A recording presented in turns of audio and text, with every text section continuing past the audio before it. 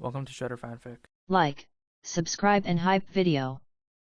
The MC is reborn as a slime inside of TenSura. He is a red slime and becomes the rival of Rimura.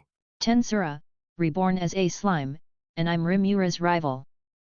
Chapter 1, Awakening in Gel. Everything was dark. I didn't see anything. I didn't hear anything. I didn't even feel air. There was only pressure around me, soft, heavy, wet pressure. I blinked, or at least I tried to, but I had no eyelids. I tried to lift my hand and realized I didn't have one. My first instinct was panic, but that feeling didn't last. The second came fast curiosity. I was alive. Somehow. Again. The last thing I remembered was light bright, unbearable, cutting across the street and the crunch that followed. A truck. That was it. One moment of sound and pain, then silence. Now I was in a cave. I could feel the echo of it around me. My body, or whatever this was touching the ground, slick and uneven. I could sense vibrations through it. My form wasn't bones and skin, it was a sphere of something dense but elastic. Okay, I muttered, though no mouth moved. My voice echoed inside my own head.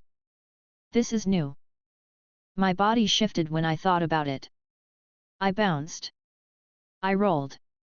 I stretched. Every movement was weirdly natural, like my thoughts were muscles. I tested it again: stretch, pull, absorb.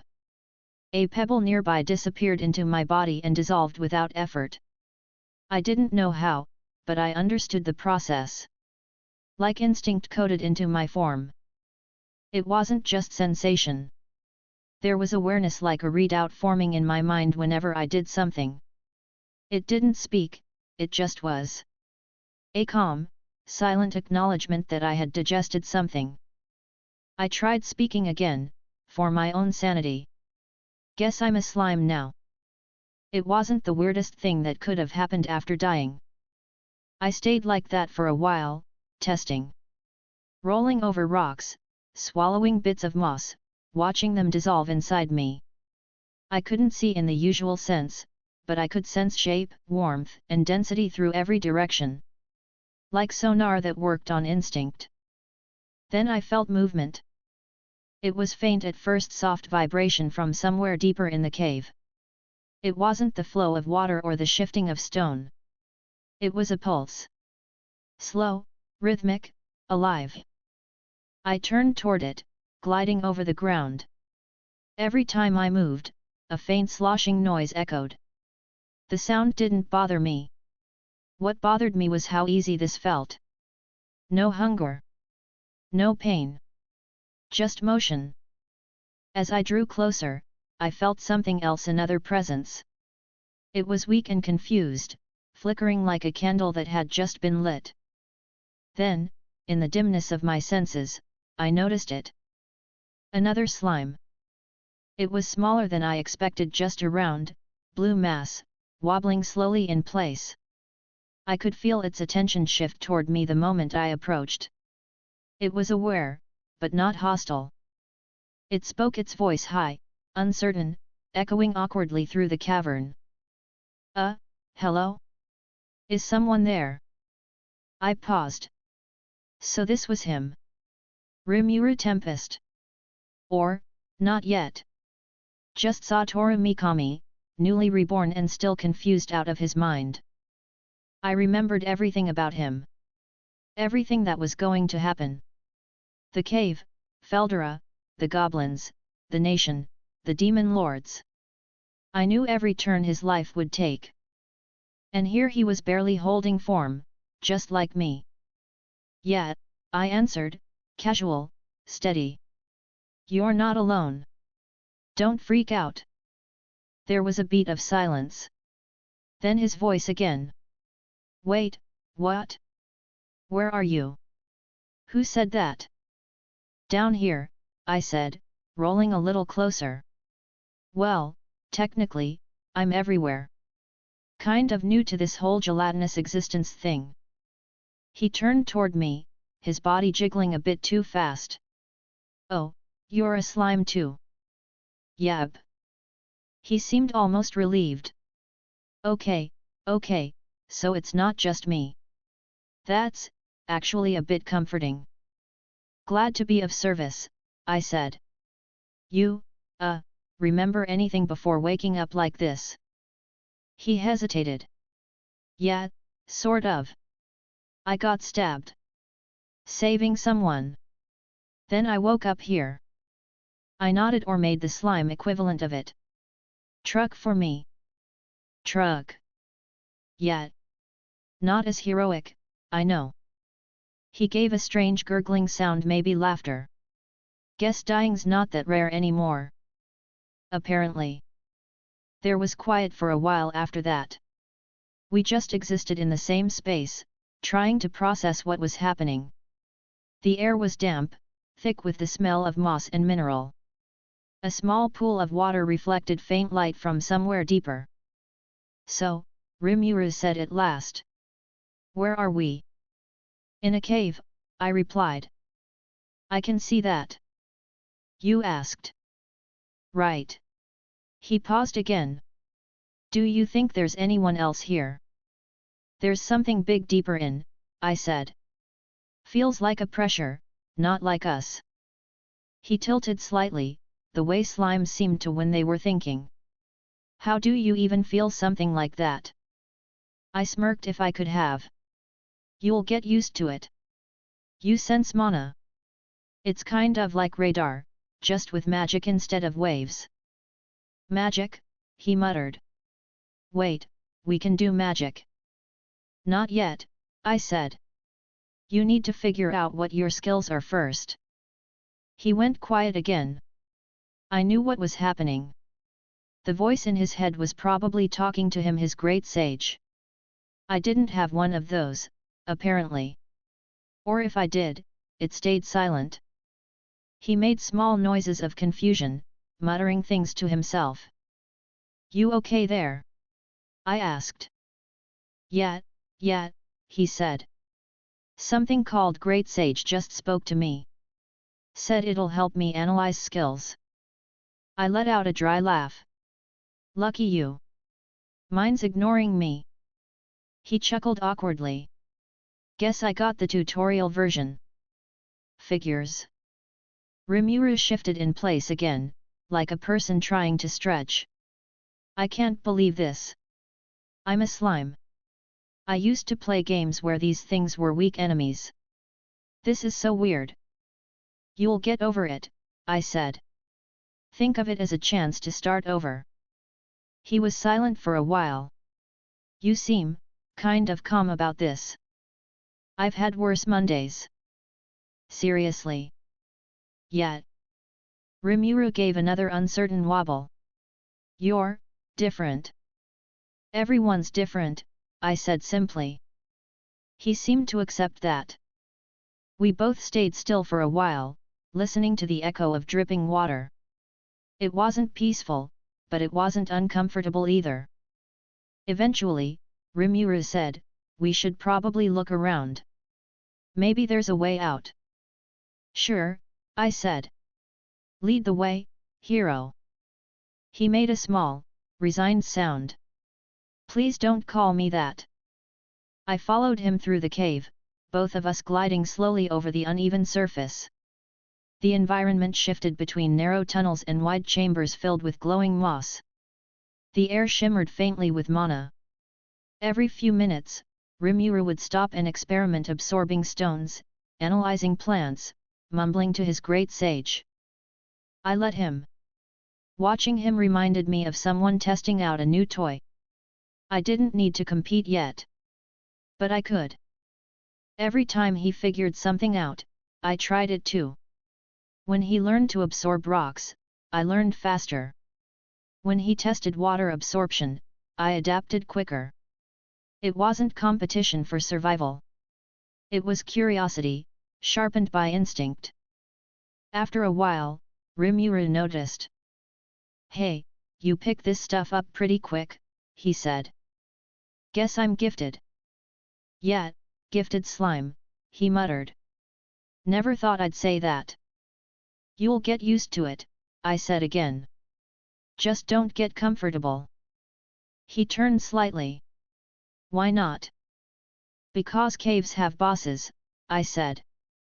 That shut him up.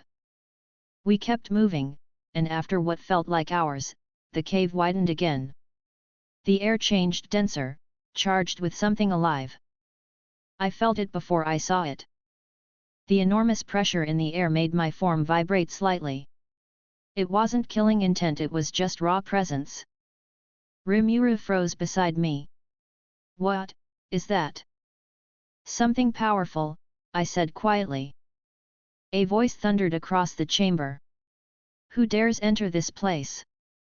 The ground trembled with the sound. It wasn't speech. It was mana carrying thought. Rimura flinched, his form rippling. What was that?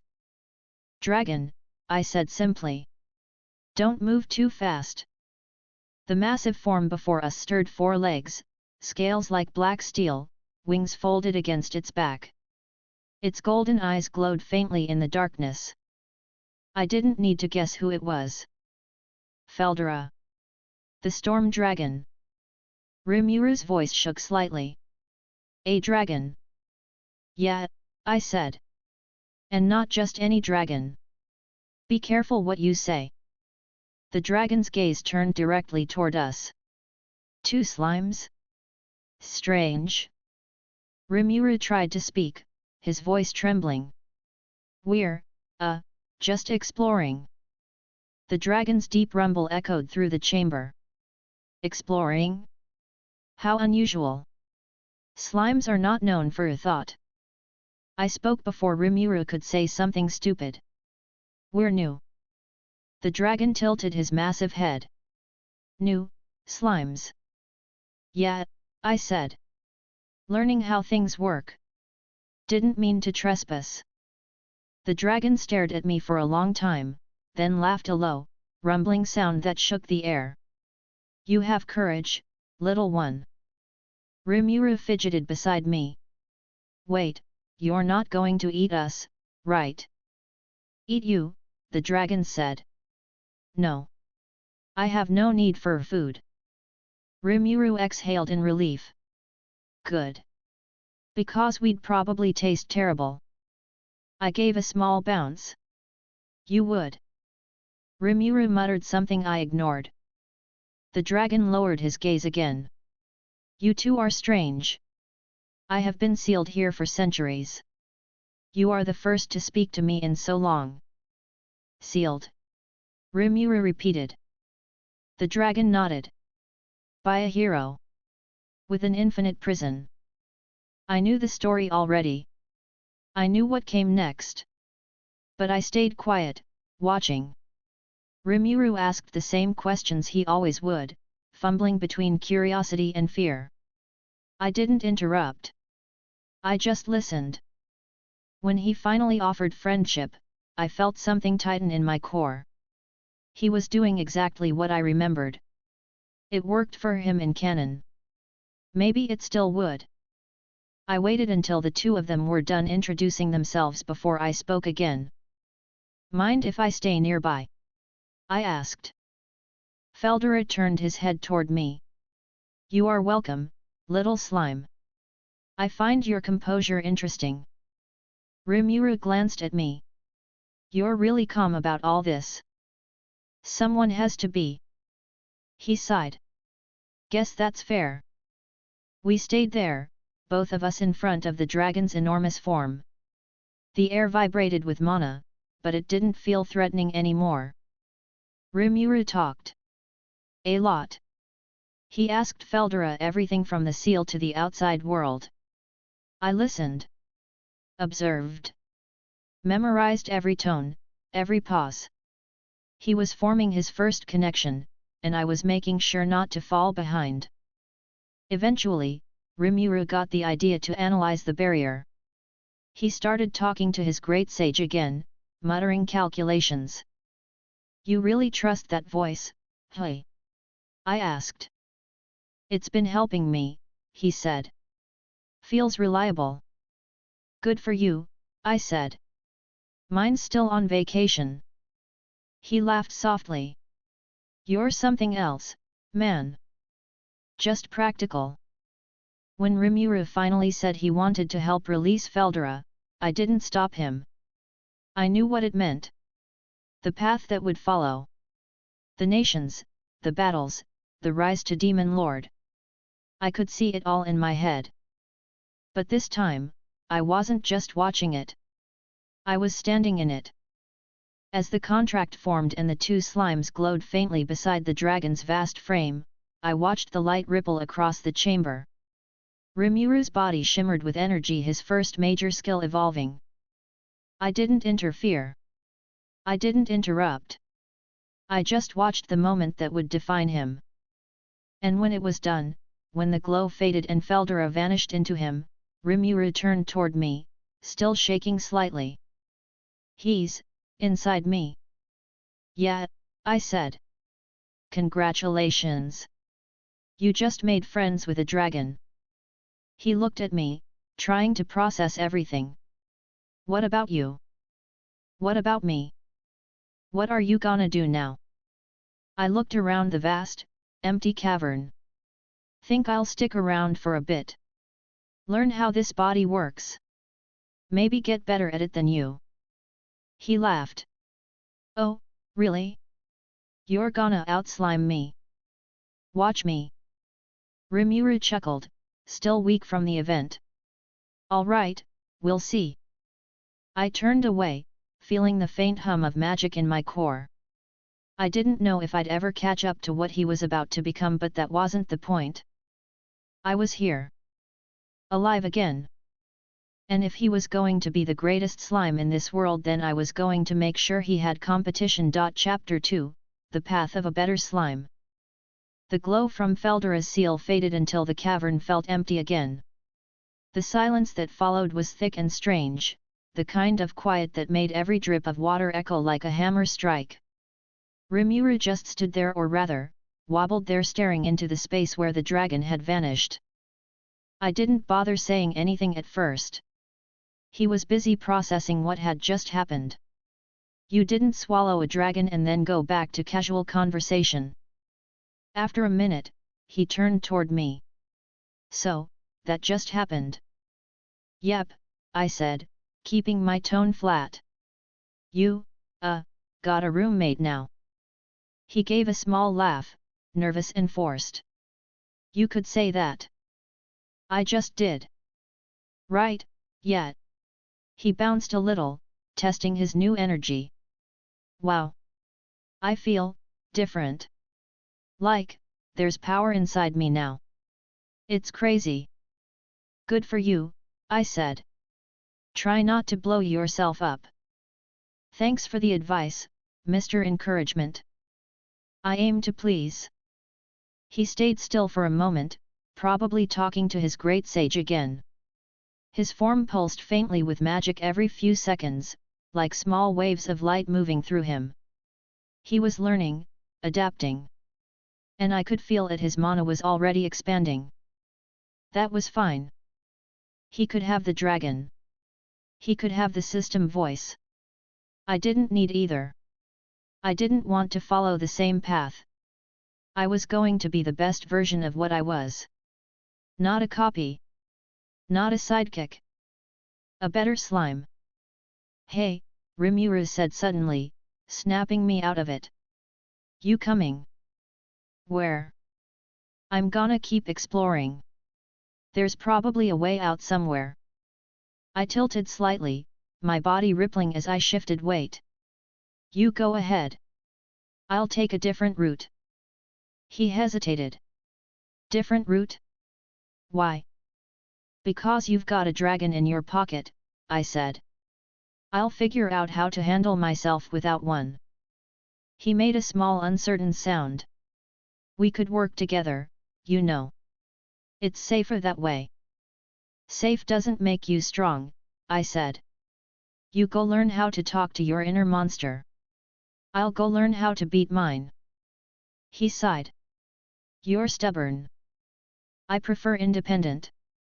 He laughed a little. Fine. Suit yourself. Don't get eaten. No promises, I said, and started rolling toward a narrow tunnel on the far side of the cavern. Rimura called after me once. If you get in trouble, shout. I didn't answer.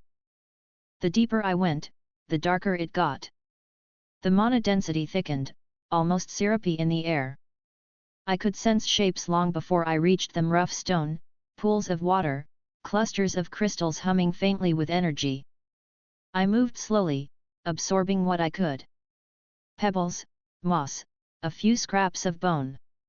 Each thing gave me feedback, tiny data points my mind assembled into instinct. My body adjusted fast. It wasn't just digesting, it was evolving with purpose. Each new substance added something. Harder outer gel, faster reflex, better mana control. I didn't have a great sage to calculate numbers, but I didn't need one. I could feel progress. When I reached a fork in the tunnels, I stopped. One path led downward, damp and heavy with stagnant air. The other led up, faint traces of wind brushing through cracks. I could tell the upward one led closer to an exit. I took the downward one instead. If Rimura was going to build power through socializing, absorbing monsters, and building alliances, then I would learn the opposite way. Isolation. Efficiency. Strength earned through direct confrontation. The tunnel widened after a while into a chamber filled with faintly glowing fungi. The light was pale green and steady. Water dripped from stalactites into shallow pools. I could sense movement nearby: small, fast, erratic. The first monster came at me from the shadows. A bat. It dove low, screeching, claws extended. I shifted aside, my body flattening instinctively. The creature's claws scraped my surface, and I pulled it in before it could retreat. The bat's shriek cut off as it dissolved inside me. A new sensation hit immediately: heat and pressure. My form thickened slightly, and the understanding followed in an instant. Skill acquired, echolocation. I pulsed softly, testing it. Sound waves rolled outward from my body, returning an image of the cavern sharper than anything I'd sensed before. Not bad, I muttered. First blood goes to me. 2 more bats came at once. I didn't move this time. I let them hit me, then caught them mid-swipe. The moment they touched, I wrapped around them like a trap closing. Their movements slowed, then stopped. My body shuddered once as they dissolved. More information flowed into me. Skill strengthened, echolocation. Partial skill integration, glide. I flexed my new control, pushing myself upward slightly. My body slid across the air, not flying but reducing contact friction enough to move faster. Efficient. I continued deeper, repeating the process with everything I found. Small lizards, lesser insects, even a few magic-infused plants. Every encounter was short and controlled. Every victory built data. By the time I reached the next major chamber, my body's energy was stable and strong. A low rumble echoed ahead. Something large was sleeping in the center of the chamber. I sensed its outline through echolocation: a hulking, 4-legged beast with scales like stone and mana like a furnace. Earth lizard. It was one of the mid-tier monsters that roamed this cave. Strong, territorial, simple-minded. The kind that would have killed a regular slime on sight. I wasn't a regular slime. I moved closer until its nostrils flared. Its head lifted, eyes glowing faintly in the dim light. "All right," I said quietly. "Let's see what I can do." The lizard roared and charged. I shot forward at the same moment, sliding under its feet. The ground cracked as it stomped, missing me by inches. I wrapped around its leg, pulling tight. The creature struggled, slamming against the wall, but I stayed attached. Every impact only pressed me closer against its scales. The problem was that its hide was tough. My body burned as I tried to digest it, too slow. So I changed tactics. I released the grip, slid back, and focused inward. I remembered the sensation of the bats, the way their energy had shifted before integrating into mine. There had been a pattern there, a vibration just before digestion. I recreated it, concentrating mana in one spot until it vibrated faster and hotter. Then I released it in a burst. A small explosion of compressed magic hit the lizard in the chest, sending shards of stone flying. The creature stumbled backward, stunned. I grinned internally. Now that's better. I surged forward again, forcing my way into the wound. This time, the digestion worked instantly. The creature thrashed, then fell still. Skill acquired, rock armor. Skill fusion, mana burst, low. My form pulsed with raw, controlled energy. My surface hardened slightly, forming a thin shell of condensed mana. It wasn't armor in the physical sense, more like concentrated resilience. I stayed there for a moment, letting my form stabilize. The air was hot with residual magic, the pools around me rippling with the aftershock. When I finally moved again, I was faster. Stronger. A little heavier, too, but in a solid way. The next few hours were repetition. Hunt, absorb, test. I found smaller groups of monsters, more lizards, a few spider-like things, a cluster of glowing insects. Each fight was clean and fast. I learned from every single one. Echolocation turned into perfect spatial mapping. Glide became short air hops. Mana burst became adjustable in intensity. My efficiency grew exponentially. At one point, I sensed Rimura's mana signature far above me, faint but noticeable. He was still exploring near the surface tunnels, probably figuring out the slime absorption tricks for himself. Good for him. I wasn't interested in watching. I found a shallow pool deeper in the cavern and paused beside it. The water was still and faintly warm. My reflection shimmered on its surface, a simple translucent sphere. I didn't feel pride exactly, but I did feel satisfaction. All right, I said quietly. Let's set some ground rules. 1. I don't follow anyone. 2. I don't stop evolving until nothing can touch me. 3. I'm not second to anyone. Not even the guy with the dragon. My voice echoed faintly off the cave walls. It sounded steady. Confident. Just right. The next few days passed in similar rhythm. I learned to rest in cycles, absorbing mana from the air instead of sleeping. My digestion became more precise, letting me take in specific materials without wasting energy. When I absorbed the remains of a dead snake-like monster, my body flickered briefly. Skill acquired, venom resistance.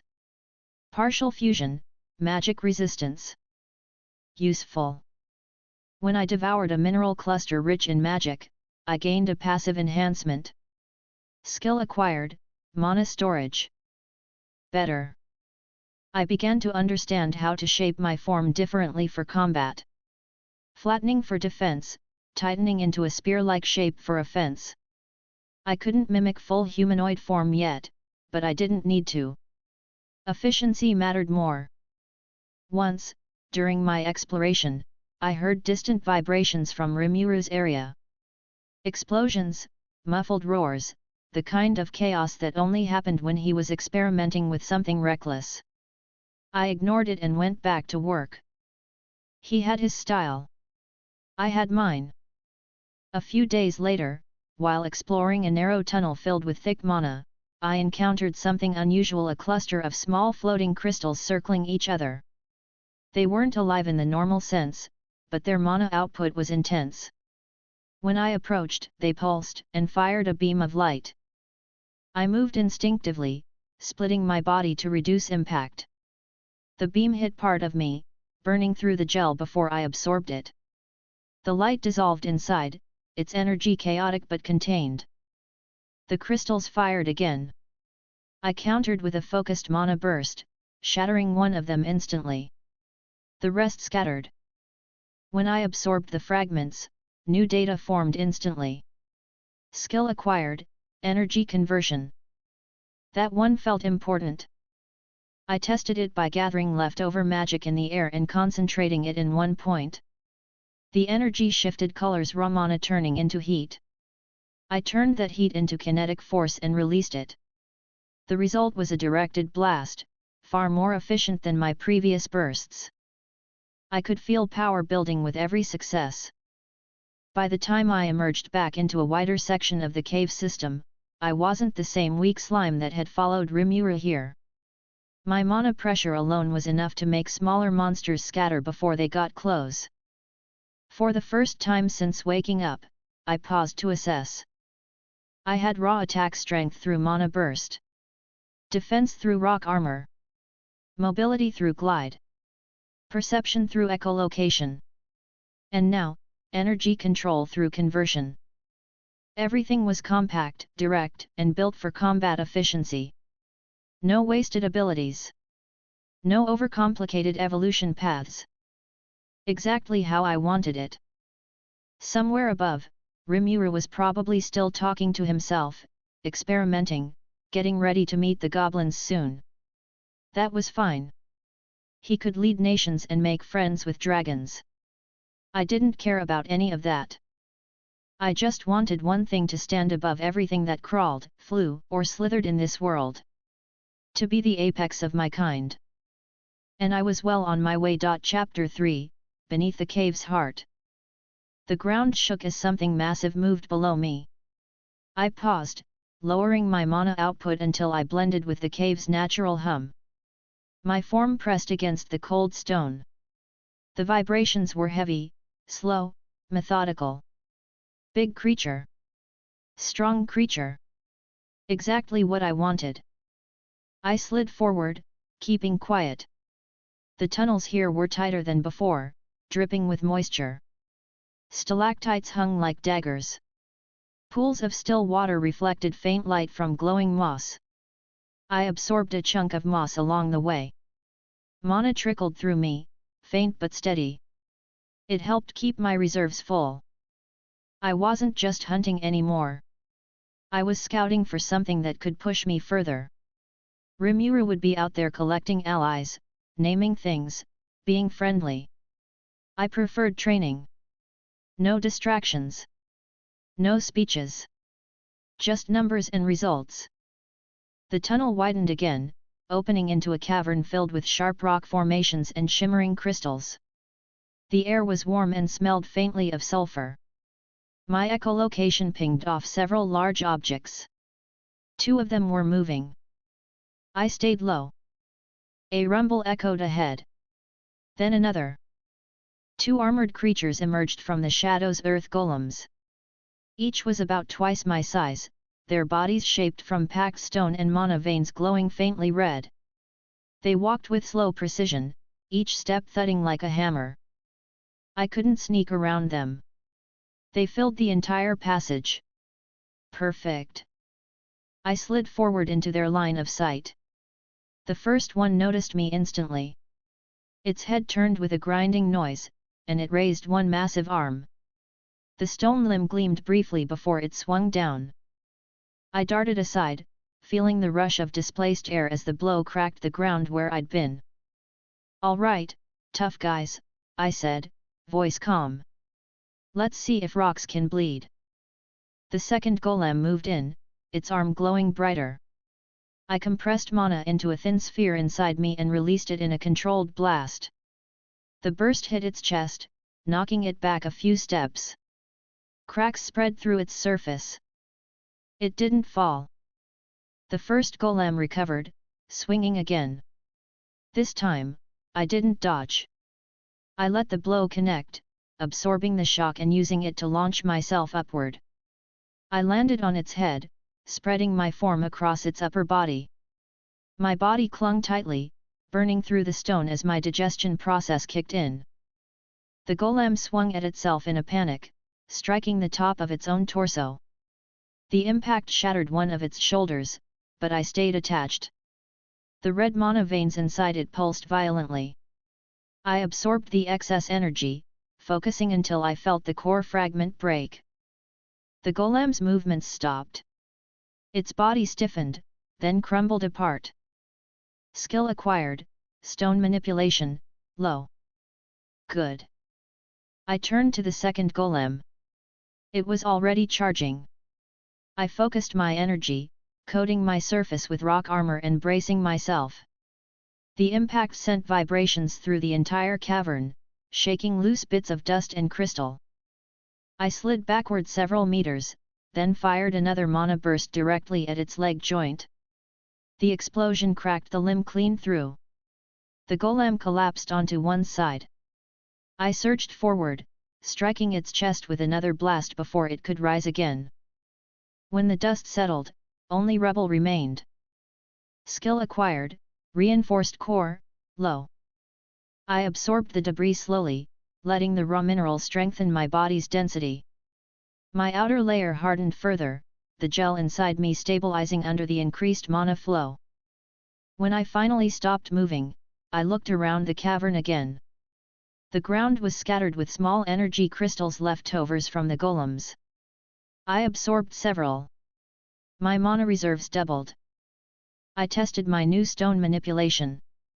My surface rippled, and a few pieces of stone from the ground lifted slightly before sinking again. It wasn't much, but it was progress. It meant I could use the cave itself as a resource later. Not bad, I muttered. Still rough, but I'll make it work. I rolled onward, deeper into the tunnels. Every few minutes, I picked up new readings, slime instincts catching faint life signatures nearby. The cave wasn't empty. This far down, the monsters were stronger, hungrier, and older. I ran into a cluster of centipede-type monsters next. Long, armored bodies with sharp mandibles and glowing eyes. They moved fast, too fast for their size. The first one lunged before I even finished scanning. I fired a quick mana burst into its open mouth. The head exploded. The rest of the body twitched before falling still. The others charged immediately. I flattened myself, letting 3 slide over me at once, then trapped their lower halves and released compressed bursts upward. The chamber filled with the sound of splitting shell and sizzling magic. I absorbed the remains slowly, careful to process their energy evenly. Skill acquired, acid resistance. Skill acquired, shell reinforcement. That was useful. I could feel my outer layer solidify slightly, still flexible but denser. My mana burst output improved, sharper and faster. After that, I found an underground river. It cut through the rock like a smooth vein of silver. The current was strong, pushing against my body whenever I touched it. I followed it downstream, absorbing small fish and other aquatic creatures that crossed my path. Their energy was lighter but stable, giving me fine control over balance. A few hours later, the air started to vibrate faintly again. Something big was ahead. I paused, stretched my awareness, and caught the outline of a single massive shape resting beside the water. It was breathing slowly. My echolocation painted the image clearly: a reptile the size of a small house, scales glimmering with blue light. Water dragon minor. It wasn't one of Feldera's kin, just a lesser breed born from residual mana flow. Still strong enough to kill anything under C rank. I crept closer until its eyes flicked open. The cavern filled with a low growl. Steam rose from its nostrils. "Hey there," I said casually. "You're blocking the river. Mind moving?" It didn't answer. Its tail swung instead. The hit caught me across the side, slamming me into a wall. The impact made the whole tunnel shake. I reformed instantly, rolling back into position. "All right," I said. "So that's a no." The dragon roared and charged. I fired 2 mana bursts in quick succession, both hitting the same shoulder. The scales cracked, but the creature didn't slow down. Its tail whipped again, sending a wave of water toward me. The force pushed me backward several meters, but I stayed intact. It came again, jaws open this time, teeth gleaming with mana. I concentrated, activating energy conversion. The heat from my mana core turned into raw kinetic force, amplifying the next burst. When I released it, the explosion hit point blank inside the dragon's mouth. The blast echoed through the cavern like thunder. The dragon reeled back, screeching, smoke pouring from its jaws. I moved in fast, launching another compressed burst under its neck. The impact broke through scales and sent shards of energy scattering. The creature crashed into the river, flailing weakly. I pressed forward, wrapping around its wound. My digestion process tore through the weakened scales until I reached the core. The energy was immense pure liquid mana. I absorbed it slowly, carefully, layer by layer, until the dragon's body dissolved entirely. Skill acquired, water manipulation, low. Partial fusion, energy conversion plus water manipulation equals hydro burst. I pulsed with energy, testing it immediately. I gathered mana at my center, added moisture from the air, then compressed it. When I released it, a high-pressure stream of water shot forward, cutting a deep groove into the rock wall. That would work nicely. I practiced the new ability until I could control the output. Small bursts for piercing attacks, wide sprays for area damage. Clean, simple, reliable. By the time I was done, the cavern was half flooded. I used stone manipulation to raise barriers and direct the water flow back into the river. The control wasn't perfect, but it was getting there. The next few days blurred together into training. I alternated between absorption, movement, and refining skill combinations. Hydro Burst became smoother, less mana-intensive. Mana Burst evolved into a broader set of directional blasts.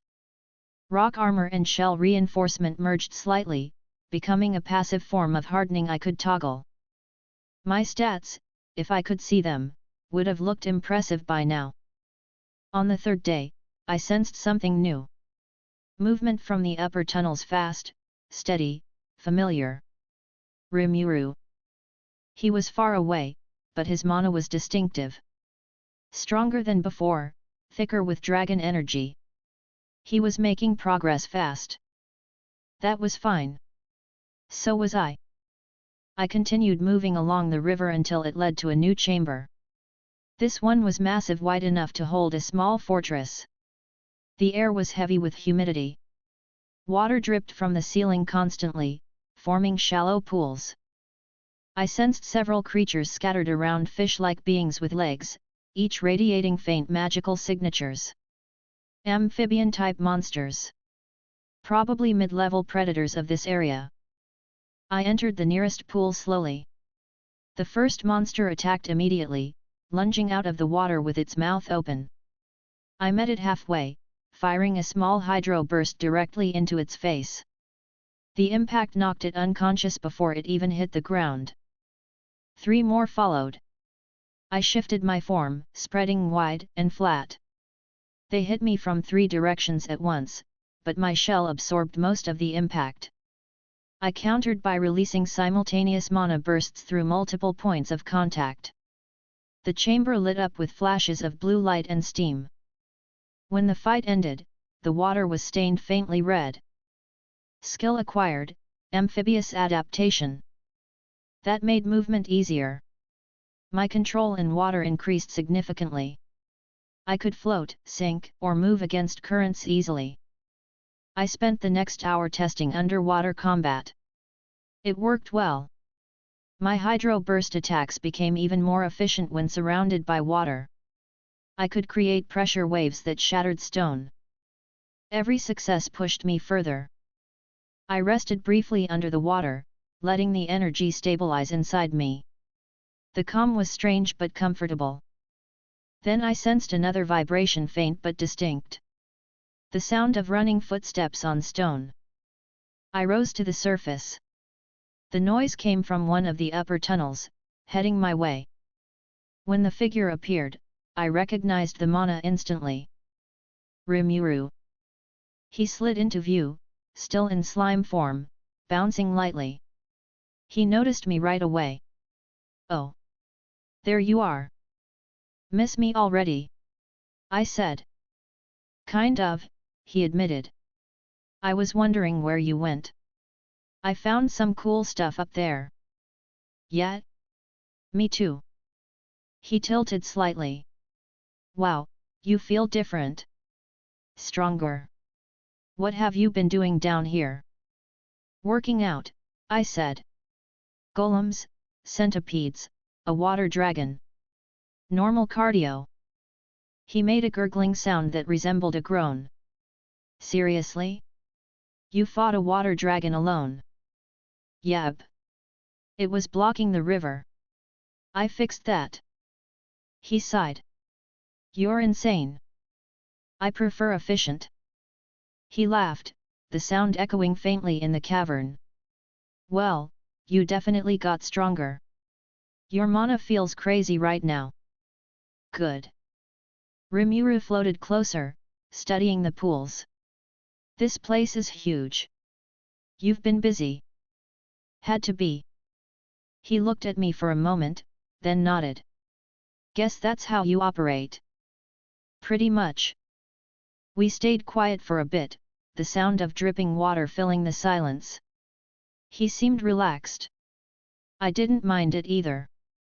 After a while, he said, "I'm planning to head out soon." "Found an exit?" "There's a whole world out there waiting." "Go ahead," I said. "You've got your own thing to build." "You're not coming?" "Not yet," I said. "Still have more to learn down here." He nodded slowly. "All right. Don't die." "I won't." He gave a small bounce, then turned and started back up the tunnel. I watched him go, the sound of his movement fading into the distance. Then I turned back toward the water, focusing again. Training wasn't done yet. Chapter 4, Precision over Power. The water around me was calm now. The air was still heavy with mana, but it didn't press against me like before. I had enough energy stored to level the whole cavern, but I wasn't interested in that. Raw strength wasn't the problem anymore. The problem was control. I'd fought monsters that hit like walls. I'd learned to survive blasts and claws and heat. But I wanted something more efficient. No wasted movement, no wasted energy. Power that obeyed, not power that exploded. The lower parts of the river system were perfect for that. Low mana density meant I couldn't rely on the environment to refill me quickly. It forced me to stay sharp, to measure everything I did. The path sloped downward. The stone was darker here, rougher. Less moss, more bare rock. Water trickled instead of flowed. My body brushed the surface as I moved, leaving faint ripples that faded fast.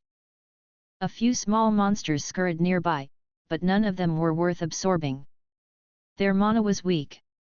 They were just background noise. I stopped in a narrow chamber where the air felt thin. My echolocation painted a clear picture: flat walls, small pool, a ceiling lined with stalactites.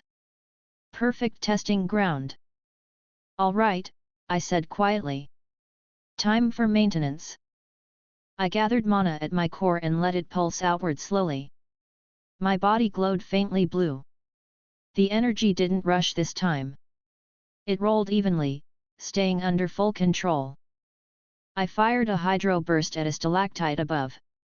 The stream sliced through half of it, clean but not perfect. The cut line wavered near the end. Too much power in the release. I adjusted, trying again. This time the water beam cut through 3 stalactites in one motion, leaving smooth breaks. No splashback. "Better," I muttered. Next, I switched to mana burst. The key wasn't the explosion, it was stability. I compressed the mana tighter, smaller, until it stopped trembling. When I fired, the sound was barely audible. The impact left a single clean hole through the rock wall, no debris, no flare. That was what I wanted. I practiced for hours. Every burst, every shot, measured down to instinct. Every time I overused mana, I corrected it. Every time a wave went wide, I tightened focus. At some point, a small lizard wandered into the chamber. It froze when it saw me. "Hey," I said. "Don't mind me." It tilted its head, then crept a little closer, cautious but not afraid. "You're brave," I said. "Or stupid." The lizard blinked slowly. I released a small burst near its feet. The rock cracked. It ran away immediately. Yeah, that's what I thought. The solitude worked. Without interruptions, I could feel every adjustment more clearly. I could sense exactly how much mana it took to move one grain of stone. I could predict how water would react in different temperatures. When I used Hydro Burst again, I split it into 3 smaller streams that twisted midair before merging into one. It wasn't stronger, but it was faster and more accurate. I repeated the same with Mana Burst 3 micro-detonations, released in perfect rhythm. The sound was steady, mechanical. I didn't stop until I could switch between the two seamlessly. By the time I paused, the chamber floor was covered in small, smooth holes and puddles. The walls were scarred evenly, not chaotically. Everything was precise. "Now that's control," I said to no one. The cave didn't answer. I absorbed a bit of leftover water to replenish myself and continued through the tunnel. The next area was wider, but the mana concentration was still low. I liked it. I found a rock ledge and settled there for a while, letting my body rest. When I checked my energy flow, it was stable. My internal mana rotation was smooth. No leaks, no bursts, no instability. I thought about Rimura for a moment. He'd be on the surface by now. Probably figuring out goblin politics, meeting wolves, dealing with things that required people skills. I didn't need that. I didn't need anyone to validate progress. The best advantage I had was clarity. I knew what was coming. I knew the structure of this world, the steps it took for power to grow. And I was ahead of schedule. Something shifted nearby. I turned my focus immediately. A pair of small, crystalline creatures emerged from the shadows, mana wisps. Their glow was faint, but steady. They drifted through the air, feeding off the little mana left in the environment.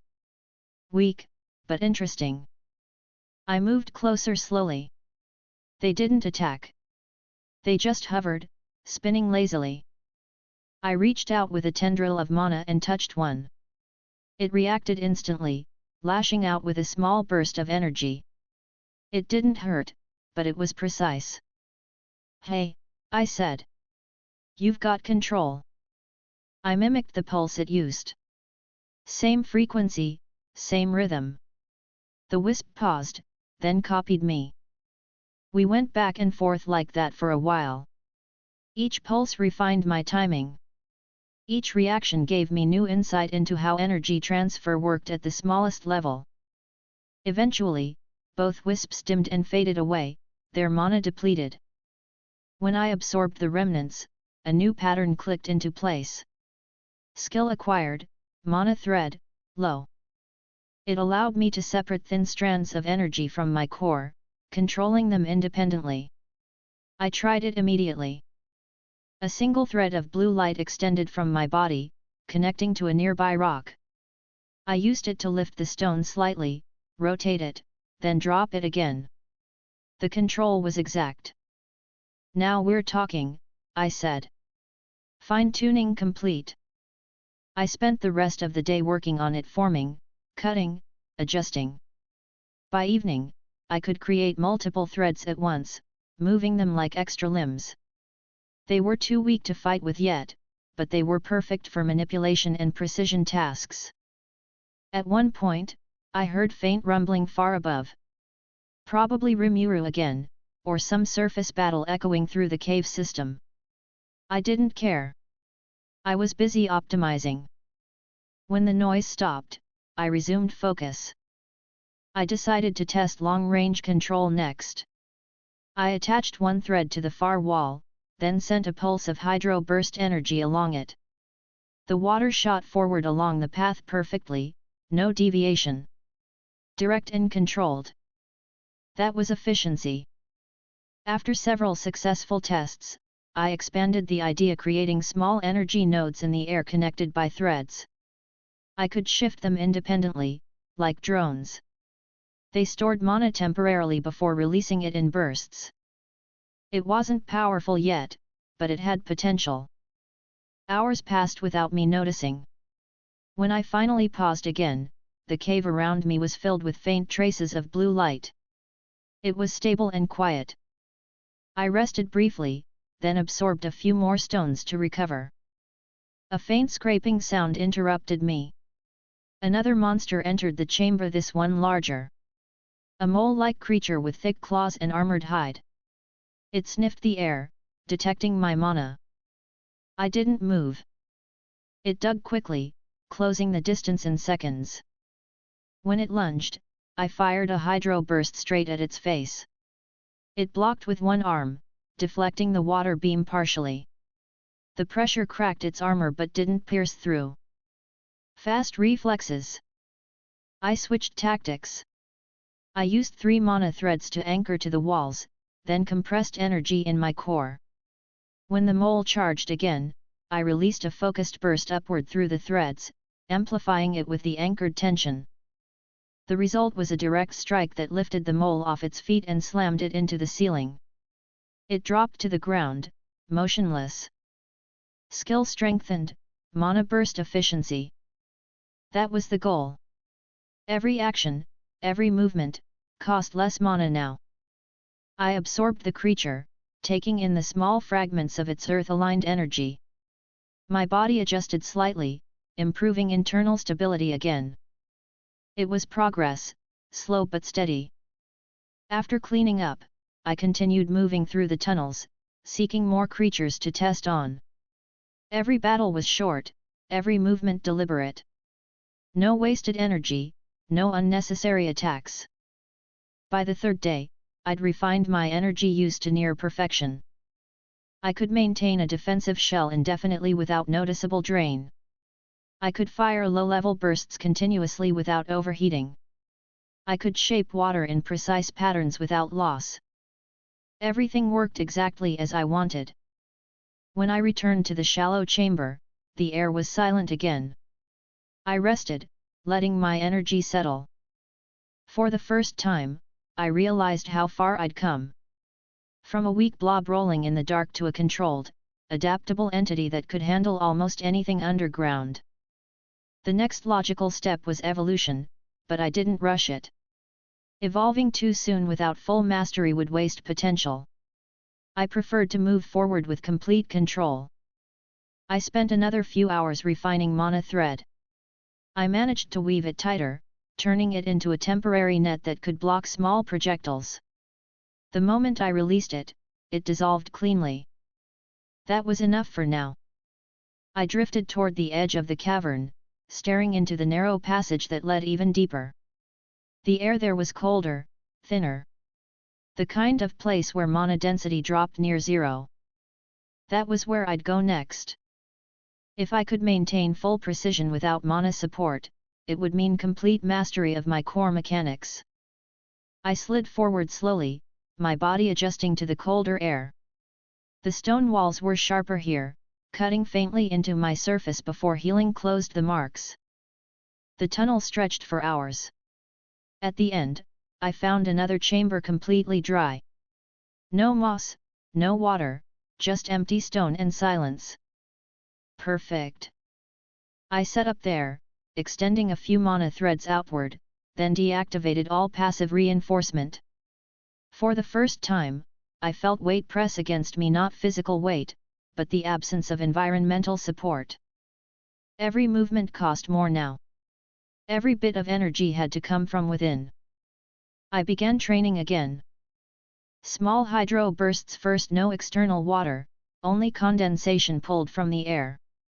The streams were weaker but still controllable. Then mana bursts, smaller, denser. Each one burned brighter than usual, the sound sharper. Finally, the threads. I moved them carefully through the air, controlling the pattern without breaking focus. Hours passed. The results improved gradually. By the end of the session, my control was absolute. Hydro burst could pierce stone without splash. Mana burst fired silently. Threads stayed stable in motion. That was efficiency in its purest form. I stayed there until the faint vibration of distant movement returned. Rimura again, probably finishing with the dire wolves.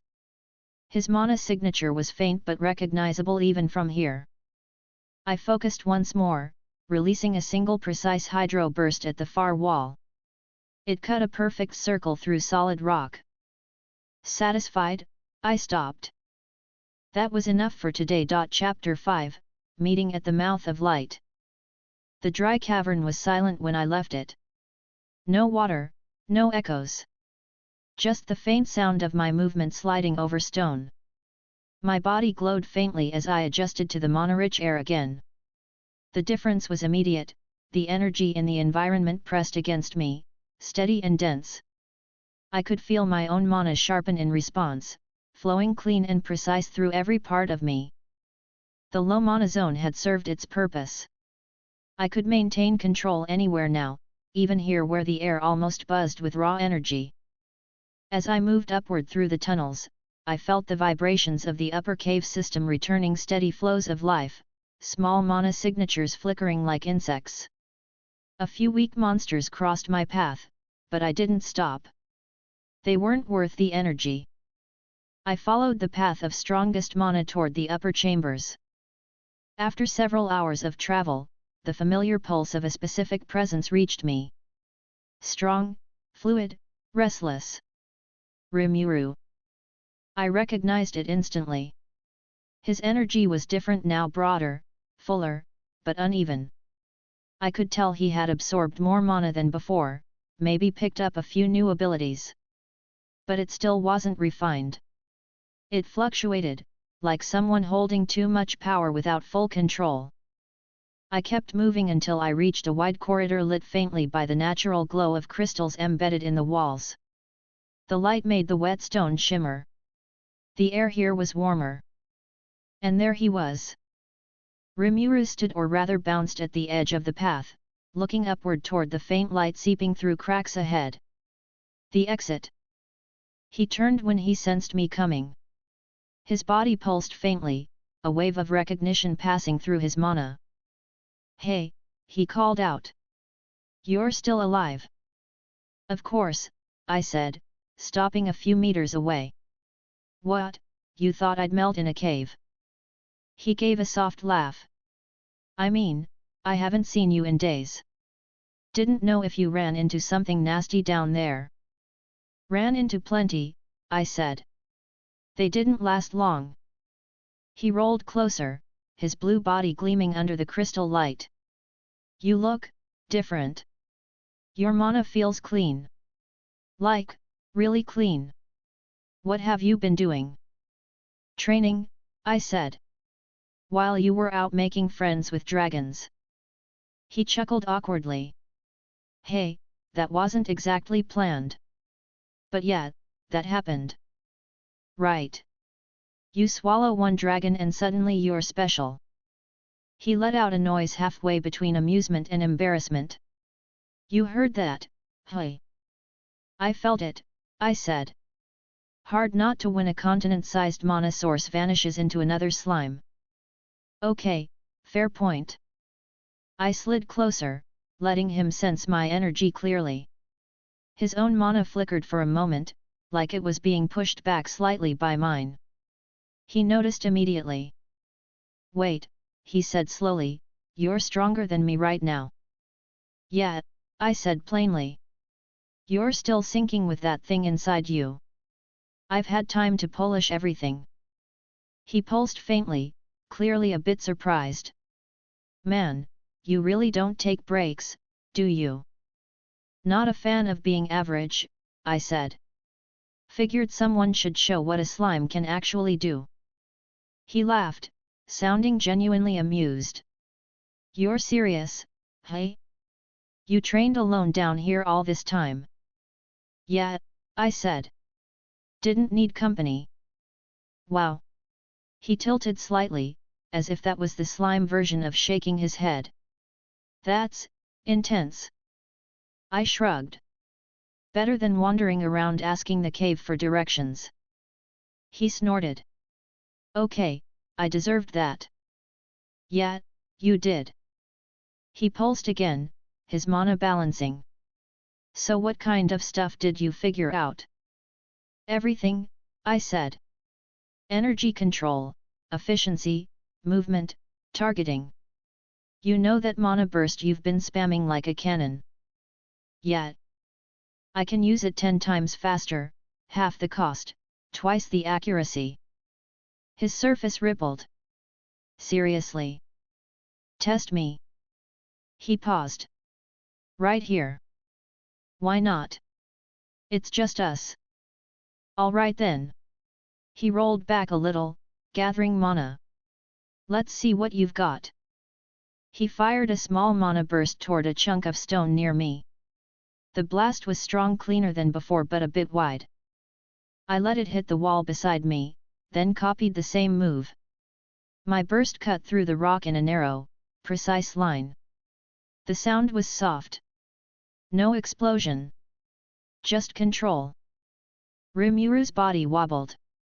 Okay, yeah, that's impressive. Understatement, I said. You're still leaking energy every time you fire. You waste about 30% per shot. Hey, not everyone's a perfectionist. Guess not. He moved a little closer again. So you've been doing this non-stop, hey? Training, fighting, testing. Every hour, I said. When you're a slime, you don't sleep much. May as well use the time. Man, that's dedication. I've been figuring things out too, but, mostly by accident. I noticed, I said. You've got too much raw energy bouncing around. You'll stabilize eventually. He laughed softly. You talk like a teacher. Don't get used to it, I said. I'm not doing homework checks. That made him laugh louder. The sound echoed faintly through the tunnel. After a moment, he said, you know, it's kind of nice seeing another slime. I've been alone most of the time since, well, you know. I get it, I said. Still, you're doing fine. You've got more power than most creatures up there. You'll manage. He hummed quietly. You really think so? I don't guess, I said. I know. He pulsed again, faintly embarrassed. Man, you're confident. I'm right, I said simply. He sighed but smiled through his tone. All right, fine. You win that one. We stayed there for a bit, just letting the silence settle again. The air was thicker near the exit, warm from sunlight seeping through the cracks above. Rimuru spoke again. You planning to come with me when I go up there? Not yet, I said. Still want to polish a few more things. You're kidding. Nope. You're already this strong and you still want more. Obviously, I said. You think this is my limit? He paused. No, I guess not. Exactly. He floated slightly closer. Well, the world outside's pretty big. I don't think it's going anywhere. You'll have time. Good, I said. I'll come out when I'm ready. Rimuru seemed to accept that. All right, but when you do, come find me. I'll probably be busy not dying to whatever's out there. Don't get eaten by wolves, I said. Wait, wolves. I looked at him. You'll see. He tilted his body. You know something, don't you? Just a hunch, I said. Right. You've got that weird tone again. I always have a weird tone. Yeah, that's fair. He stayed quiet for a moment. Then he said, seriously, though. It's good seeing you again. I wasn't sure if you'd still be around. I'm hard to kill, I said. Kind of my thing. Yeah, no kidding. I shifted slightly. You heading out now? Yeah. Feldera's voice in my head says there's an exit up ahead. I figured I'd check it out. Then go, I said. The world's waiting for its next slime hero. He groaned. Don't start with that again. Too late. He laughed again, the sound lighter this time. All right. Guess I'll see you around, then. Count on it, I said. He started rolling toward the light. I watched as his faint blue glow disappeared around the curve of the tunnel. When he was gone, the air felt heavier again. Not empty, just quieter. I stayed there for a few minutes, letting my mana settle back to idle flow. He'd be fine. He always was. But for now, I was ahead. That mattered. I moved toward the wall, focused, and began running control drills again. Smaller bursts, faster reaction timing. Every move precise. It wasn't competition for me. It was calibration. Rimura was powerful, no question, but his strength was potential waiting for shape. Mine already had one. Hours passed. I didn't notice how long until faint rays of natural light started breaking through the cracks. The air here was mixed with the outside scent: grass, soil, freedom. I didn't move toward it yet. Instead, I used the light as a marker. Every shot, every pulse, every manipulation I did after that was aimed directly at the same patch of brightness. Each attack hit the same point, every time. By the end of the day, the rock around the light was scorched with perfect circular marks. That was consistency. The next few days went the same way. I trained near the exit, letting my energy adjust to the change in mana composition between cave and surface. The transition mattered. Surface mana was thinner, less dense. It would mean readjusting my efficiency again. At one point, I picked up Rimura's mana signature far beyond the cave. It pulsed faintly, strong and erratic, like he was testing new powers. Probably experimenting with predation and other early skills. He'd have plenty of fun with that. I stayed put, still practicing. Every few hours, I found new ways to combine my attacks. Hydro Burst could now be compressed into a rotating sphere for tighter focus. Mana threads could extend twice as far. Burst control was instantaneous.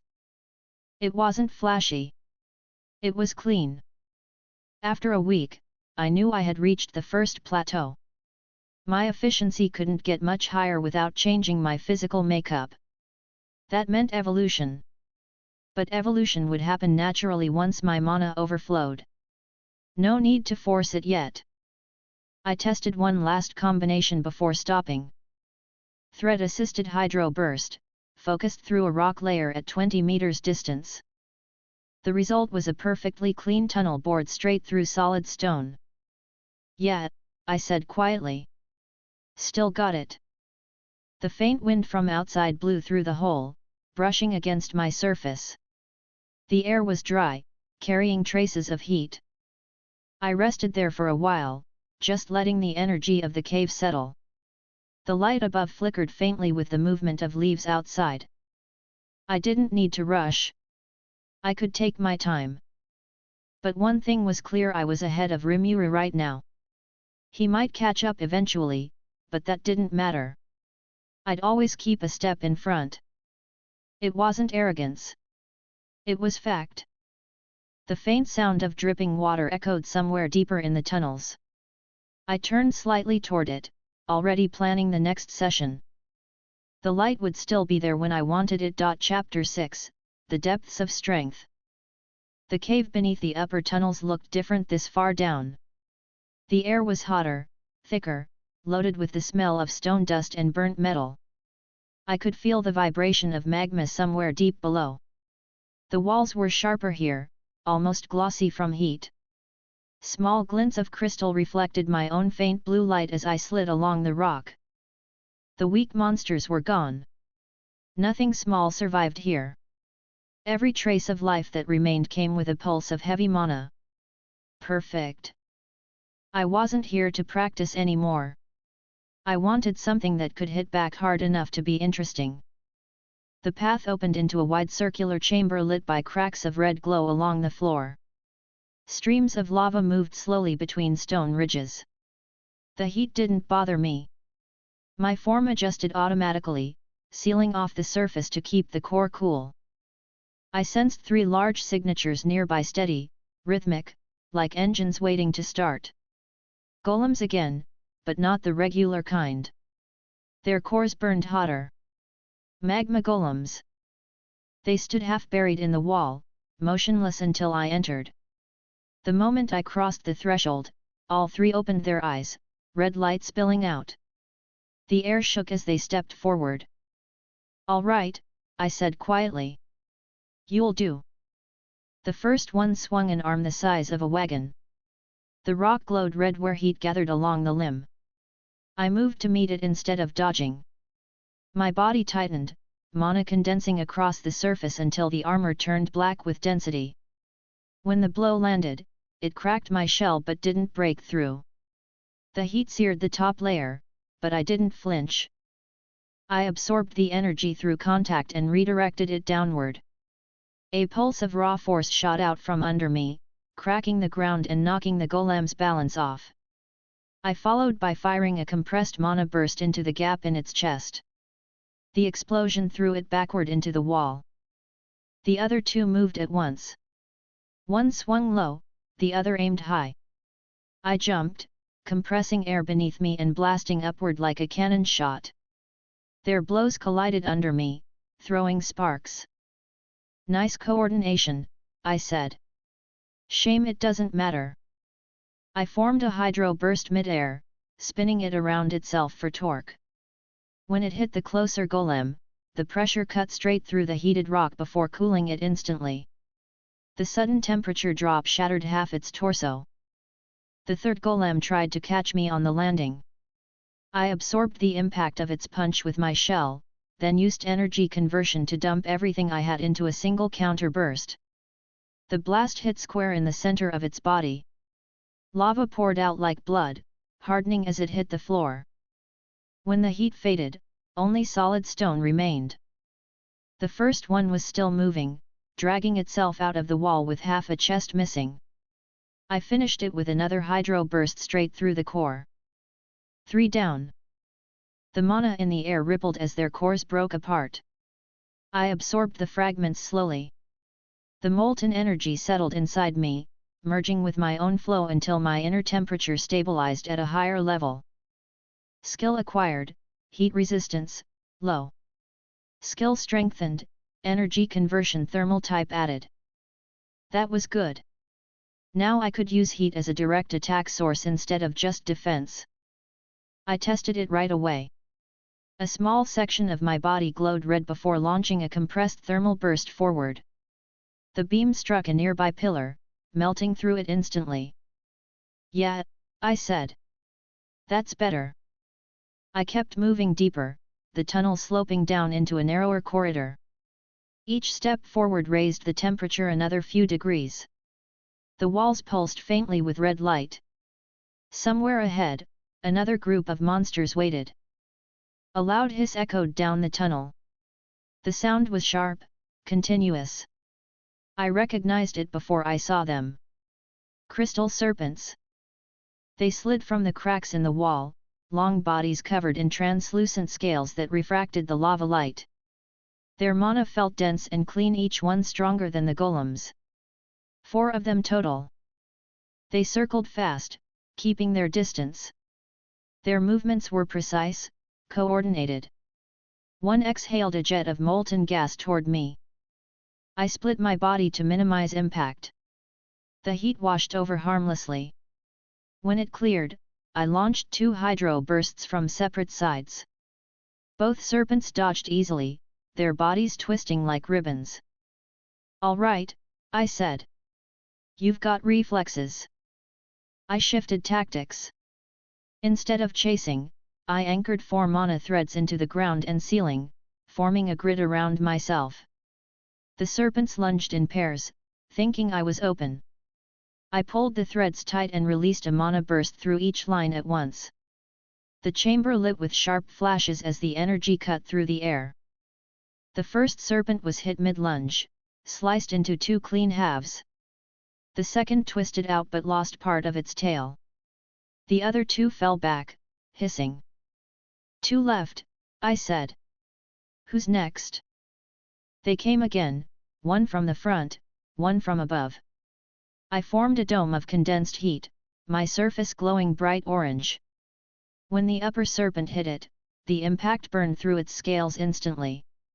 I shot forward, grabbing its body and compressing the heat further until it cracked apart. The last serpent hesitated, sensing the imbalance. I gave it 1 second. Then I ended it with a full power hydro burst through the chest. The room went silent again. I absorbed what remained, core fragments and a trace of crystal residue.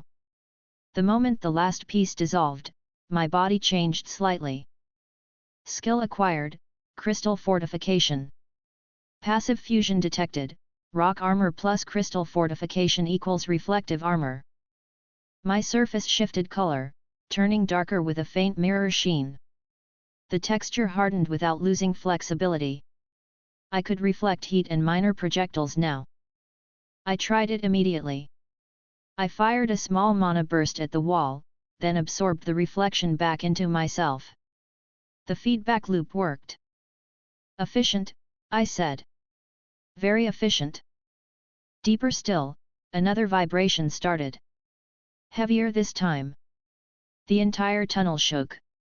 Pieces of rock fell from the ceiling. Something big was moving toward me. The sound grew louder, slow steps, each one heavy enough to shake dust loose. When the figure appeared, the heat around it spiked.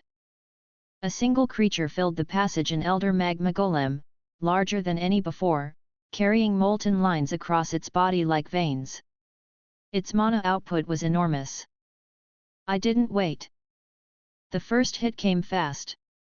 Its arm smashed downward, a block of fire-red stone crashing into the floor. I dashed sideways and countered with a thermal burst straight into its shoulder. The beam carved a deep trench through the rock but didn't pierce completely. The golem turned its head toward me. Its eyes burned bright white. I gathered energy at my core, condensing both heat and water simultaneously. When I released it, the dual burst created a cloud of steam that covered the entire chamber. Inside the fog, I moved instantly, circling the golem. Every impact I made came from a different angle, first hydro, then thermal, then mana burst. Each shot hit with precision. The creature roared, swinging blindly. The shockwaves cracked the floor, but none hit me. When the steam cleared, the golem was scarred across the torso, chunks of molten rock falling off its body. "You holding up all right?" I asked. "You look like you're falling apart." It answered with another swing, slower this time. I met it halfway. My reflective armor glowed, absorbing the heat of its arm and sending it back in reverse. The limb shattered mid-motion. I leapt onto its back, compressing all mana I had into one focused burst. When it hit the central core behind its neck, the explosion was clean and sharp. The golem froze, then cracked open from the inside out. The room glowed brighter as the molten energy flowed out and cooled along the floor. Skill strengthened, energy conversion, thermal mastery unlocked. That was the push I needed. The energy inside me surged until it overflowed slightly. My entire body pulsed once, then stabilized. I felt heavier, denser. The air settled again, The cave quieted except for the steady bubbling of magma below. I rested for a moment, letting my form cool. The heat no longer bothered me. The mana density in the area was dropping fast. Everything strong had been cleared out. I took one last look around before heading toward a side passage that sloped downward again. It was narrow, rough, untouched. The walls here were lined with glowing mineral veins, thick with condensed mana. Not a monster nest, but a natural energy pocket. Perfect refuel point. I anchored myself in the center and began absorbing the ambient energy slowly. The flow was steady, controlled. My mana reserves filled to the edge again, the energy stabilizing in perfect balance. When I finally stopped, my internal gauge felt heavier than ever. Every part of me hummed with raw power. I tested a small burst into the ground, the shockwave cracked stone cleanly in half. No strain, no delay. Yeah, I said. That's it. I spent the next several hours practicing again, this time for sheer output. No control limits. Just raw power. Each blast threw debris across the cavern. Each strike melted or shattered rock. The floor turned uneven from impact marks. The walls lost their smooth edges. The air filled with steam and heat haze. I didn't care. It felt good to move at full capacity for once.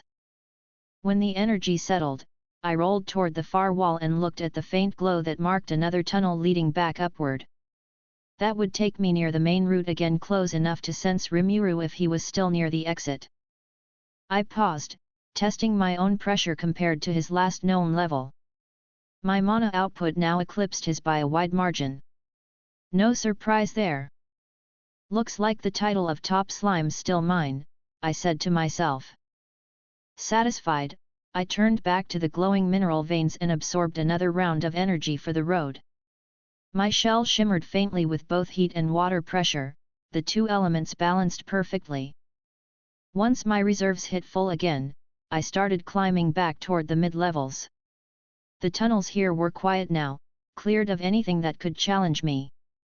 When I passed the chamber where the first golems had fallen, I glanced at the melted stone remains. Nothing moved. No respawns yet. Good sign. I slowed near the next corridor junction. A faint vibration reached my senses, something fast, faintly familiar. Rimura again, probably near the upper exit, his mana more stable now than before. I stayed where I was, just enough distance to feel the difference. He was improving quickly. Still not close. I continued onward, leaving the chamber behind, the heat fading gradually as the air cooled. My body adapted automatically, shedding excess thermal energy. The path ahead was long, but I didn't rush it. Each step forward was another test of balance, energy release, recovery rate, movement control. Everything worked as intended. When I finally reached a plateau overlooking a field of cooled magma and scattered crystal, I stopped. The space stretched wide, lit by the glow of molten cracks beneath. Good place to rest. I settled there, letting my mana stabilize at a steady rhythm. The world outside could wait. Down here, there was still more to perfect. Chapter 7, Stepping into Sunlight. The air changed the closer I got to the surface. It wasn't heavy like the caverns, it moved freely, carrying faint traces of wind and soil. For the first time since waking in this world, I could smell something that wasn't stone, water, or lava. Grass, faintly burnt from sunlight. I followed the sloping tunnel until the bright light ahead started hurting my senses. I adjusted my surface automatically, dimming the reflection until it balanced. A gust of wind hit me the moment I reached the mouth of the cave. It felt strange, dry and warm, nothing like the constant humidity underground. The open space spread wide before me, trees stretching across a green plain, sunlight flashing off leaves. The air here was saturated with faint mana, clean and even. So this was the Great Jura Forest. I rolled forward out of the cave. My gel rippled slightly as it adjusted to the uneven ground. Freedom. About time. I scanned the area for any nearby signatures. Rimuru's mana stood out instantly. His energy was more stable now, but still uneven around the edges. He was north of my position, surrounded by several smaller sources. Strong, fast, slightly animalistic. Wolves. I started toward them, gliding smoothly across the grass. It didn't take long to find him. A clearing opened between the trees, the ground flattened from a recent fight. Scorched patches marked where magic had been thrown around, and bits of rock and claw were scattered everywhere. The corpses were gone, but the energy residue remained. And right in the middle, Rimura sat in slime form, glowing faintly blue, surrounded by a pack of wolves that looked half confused, half worshipful. I stopped at the edge of the clearing. He noticed me immediately. Flame, he called out, his voice carrying through the air. You actually made it out. Yeah, I said, sliding closer. Didn't take me long to get bored of caves. He bounced a little. You missed quite the event. I had a bit of a situation with these guys. I glanced at the wolves.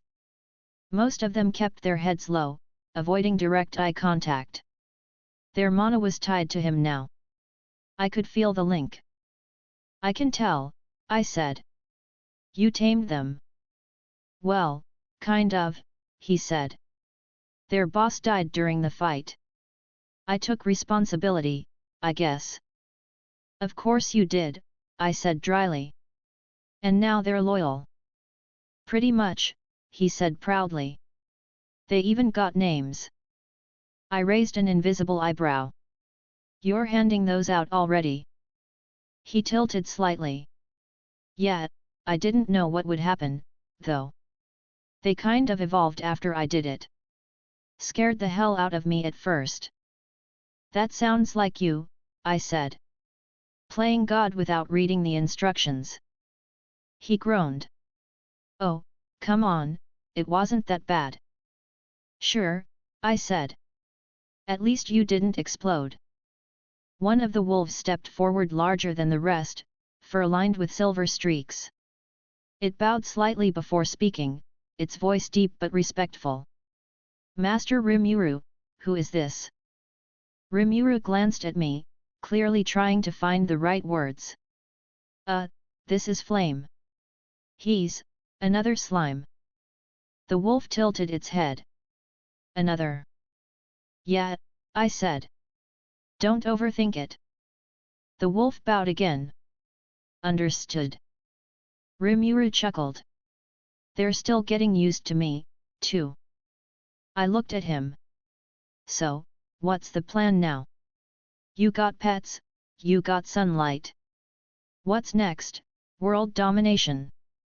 He laughed awkwardly. Not really. I was thinking of finding a place for everyone to live. You know, a small village or something. Sounds like you, I said. Always aiming small first. Hey, I'd call it realistic, he said. Sure. You call it that. I'll call it training wheels. He sighed. You never stop, do you? Nope. He chuckled. Well, glad you're here anyway. You planning to stick around? Not exactly, I said. I've got my own plans. Oh, he asked. Like what? I paused, then said, I'm going to build something better than this. A kingdom. One that makes every other one in this world look like a campfire. He blinked. A kingdom? You're serious? Always, I said. You can handle your forest. I'll handle everything else. He laughed. Man, you really think big. Someone has to. Fine, he said.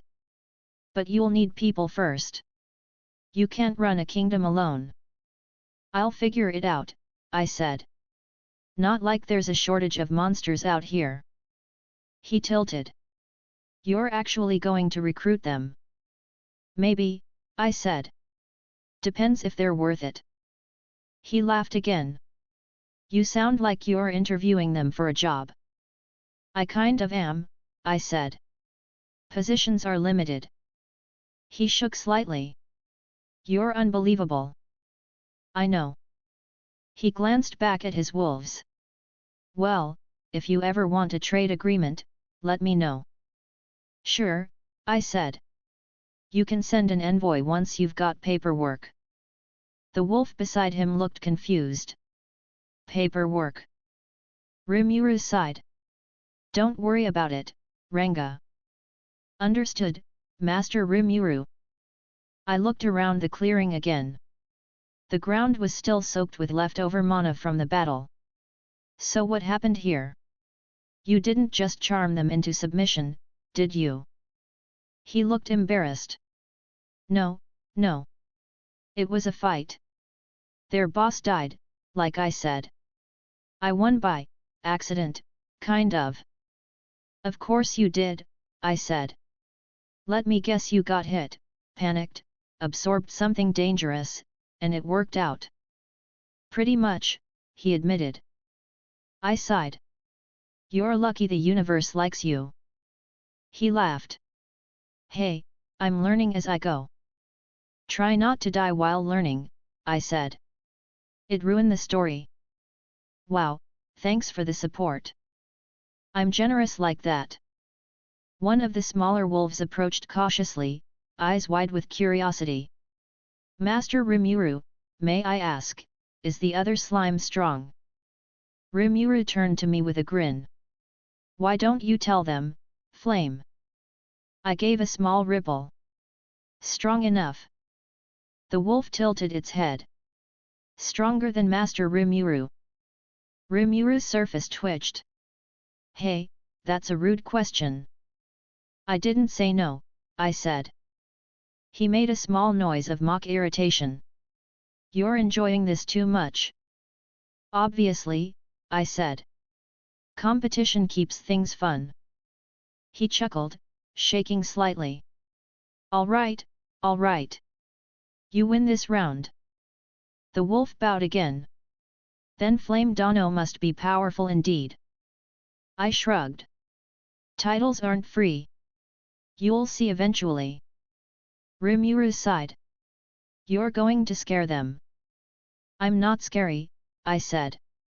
Just efficient. He chuckled. You keep saying that. Because it's true. The wind blew across the clearing, carrying the scent of wet soil. Sunlight broke through the canopy, shining across Rimuru and the wolves. They looked settled now, like a pack that had found its new center. I looked at them for a moment, then said, You're doing fine. This setup suits you. He glanced at me. You sure you don't want to join? There's space. I don't do teams, I said. I'll visit, maybe. Trade notes. Suit yourself, he said. Just don't disappear again. No promises. He laughed softly. Fair enough. I turned to leave, heading toward the forest edge. The ground felt different here, alive, not dead like the caves. The mana was spread thin but constant, perfect for future expansion.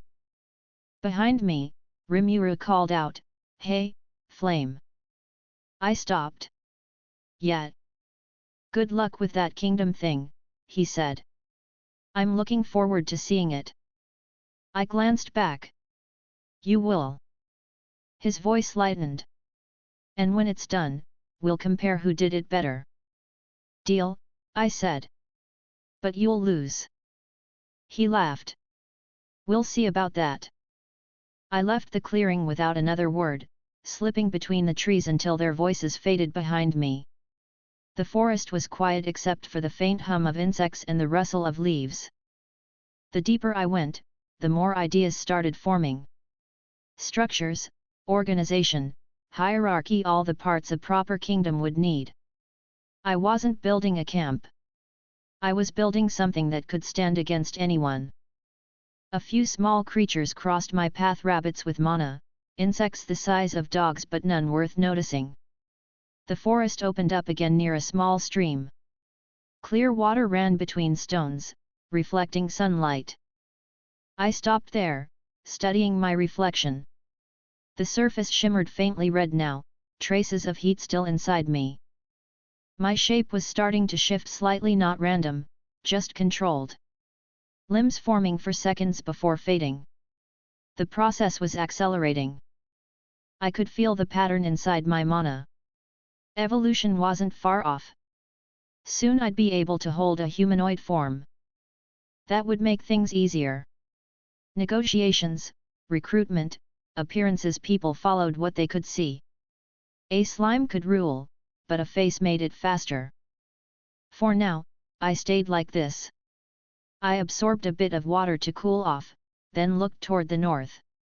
Rimuru's presence was still faintly detectable, moving steadily with his pack. Good. He had his start. I had mine. I scanned the forest ahead again, mapping possible settlement areas in my head. There were clearings farther east, closer to mana flow lines. Perfect for expansion once I began gathering others. Everything in this world operated on strength, but leadership required more than that. Control, precision, and power that never slipped. And I had all three. The sun began setting slowly behind the trees. I stayed near the stream, letting the light fade before moving again. The night would make it easier to travel unnoticed while mapping new routes. When I finally started moving again, the forest around me was calm. Small lights flickered in the distance, weak mana spirits drifting between branches. I could feel evolution humming closer now. My core pulsed steady, the energy inside me compact and heavy. It wouldn't be long before my form stabilized. Human form, hey, I said quietly. Finally. The trees didn't respond, which was fine. I didn't need an audience. The night deepened. The only sound was the stream and my movement across the ground. The air cooled slightly, balancing the heat still lingering inside my core. By the time I stopped again, the moonlight was clear enough to illuminate everything around. A flat plain stretched ahead, untouched and quiet. It would work well for the first foundation. I stayed there until the sun rose again. The first rays of light caught the edge of the plain, painting the grass in gold and white. Rimura would be out there somewhere building his village. I'd be here building something greater. This was where it started. Chapter 8, The Kingdom Begins. The forest was quiet in the early hours. Mist rolled between the trees, carrying the smell of wet bark and soil. My body moved easily through it, the ground soft beneath me. The mana here was even, spread wide, perfect for what I wanted to build. I stopped on a low ridge overlooking the flat plain from before. It stretched far enough to hold an entire city. Behind it, the trees thickened again, forming a natural barrier. To the north, a river cut through the ground, wide enough to serve as a water source. Everything I needed was already here. This'll work, I said. Big enough, hidden enough, plenty of resources. Perfect. The next step was finding help.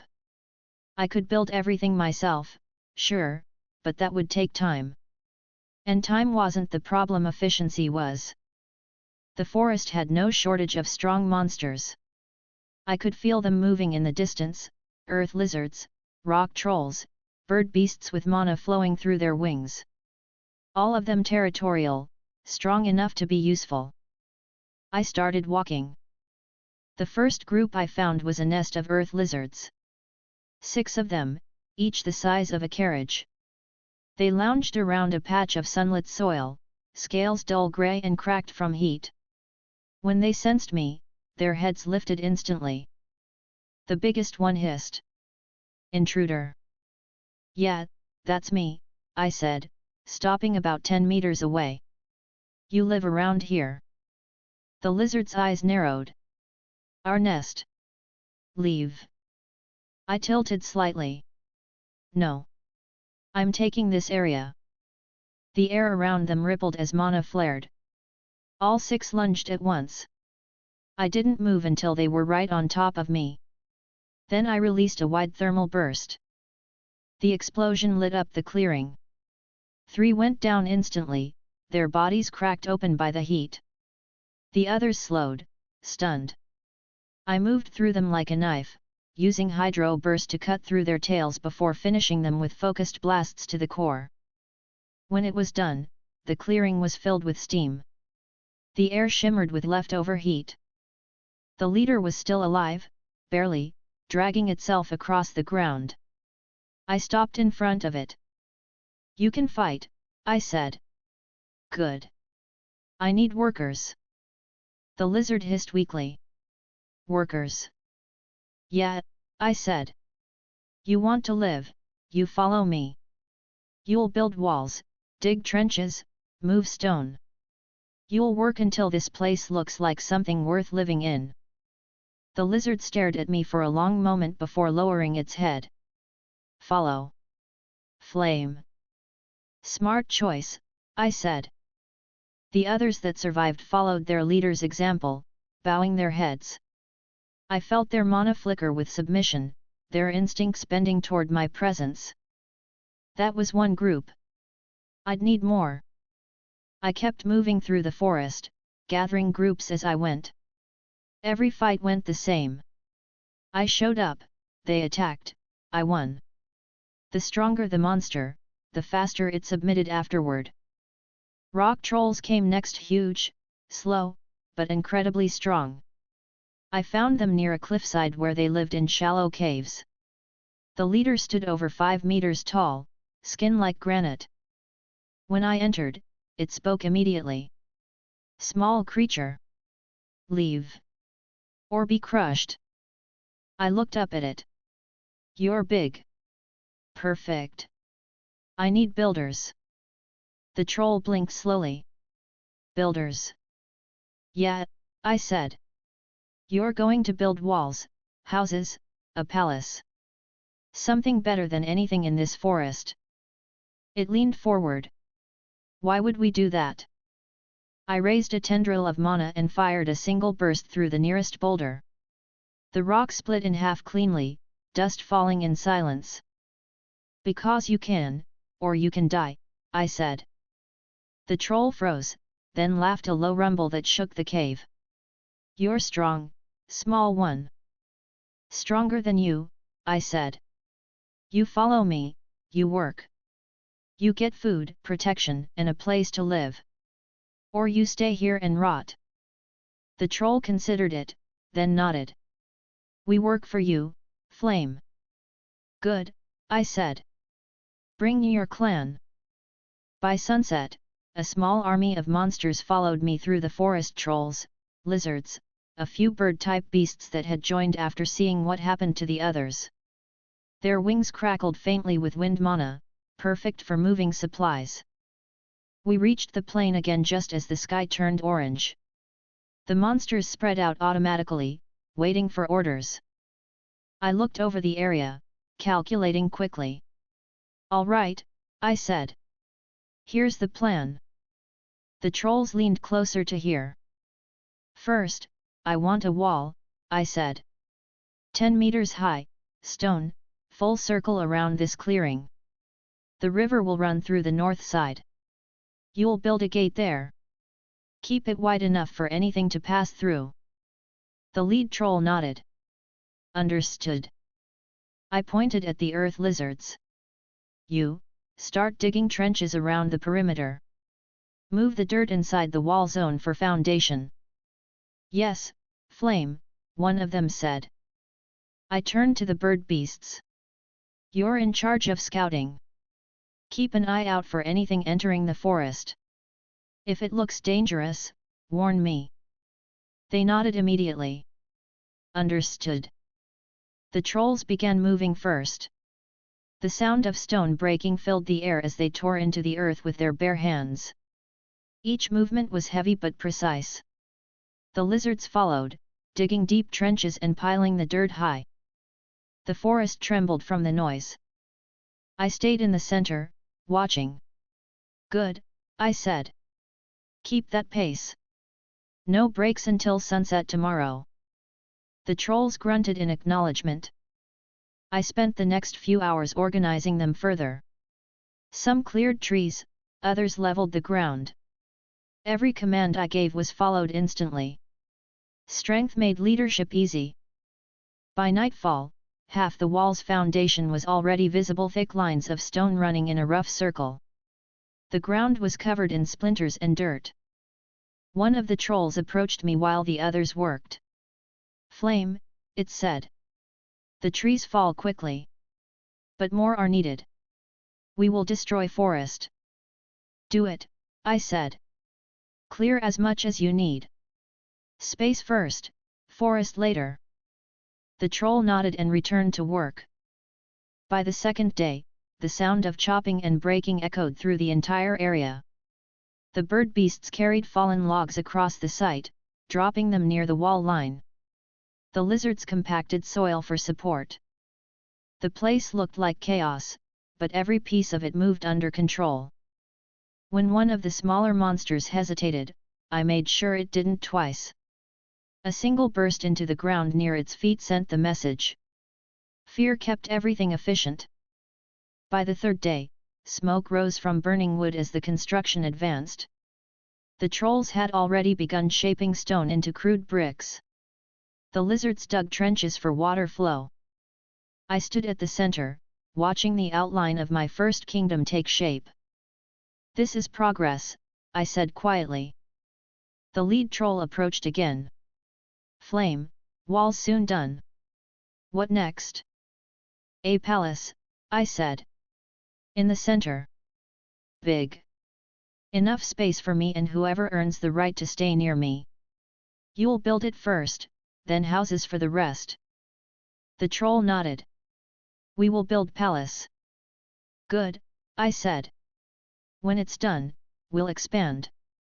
The monsters worked day and night. They didn't complain. Strength ruled here, as long as I was stronger, they obeyed. By the end of the week, the wall stood fully formed, rough but solid. The palace foundation was in place, surrounded by open ground where houses would rise next. I moved among them, checking every section personally. Every time I saw something off, I corrected it with direct bursts, cutting, shaping, fixing. The trolls learned quickly. On the 8th day, I called the leaders together, the troll chief, the head earth lizard, and the largest bird beast. They gathered near the center, waiting quietly.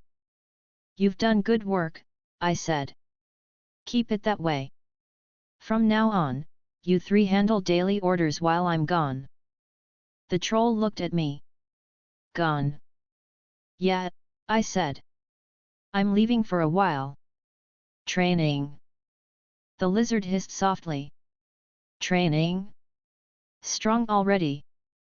Strong enough to make you follow, I said. Not strong enough to stay ahead forever. The bird beast tilted its head. When will Flame return? When I decide, I said. Keep working until I do. Finish the palace. Expand the wall. Don't stop. The troll nodded firmly. We obey. Good, I said. If anything attacks, destroy it. If something tries to negotiate, wait for me. Yes, Flame, they said together. I turned toward the edge of the forest, glancing back once more at the construction site.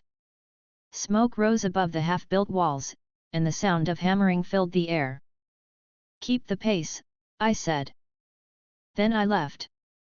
The forest path ahead was quiet. I could still feel the energy of my new domain behind me, strong and stable. It was growing fast. But power without improvement was useless. I needed more. There were stronger monsters deeper in the forest, beasts that even Rimura wouldn't meet yet. That was where I was headed.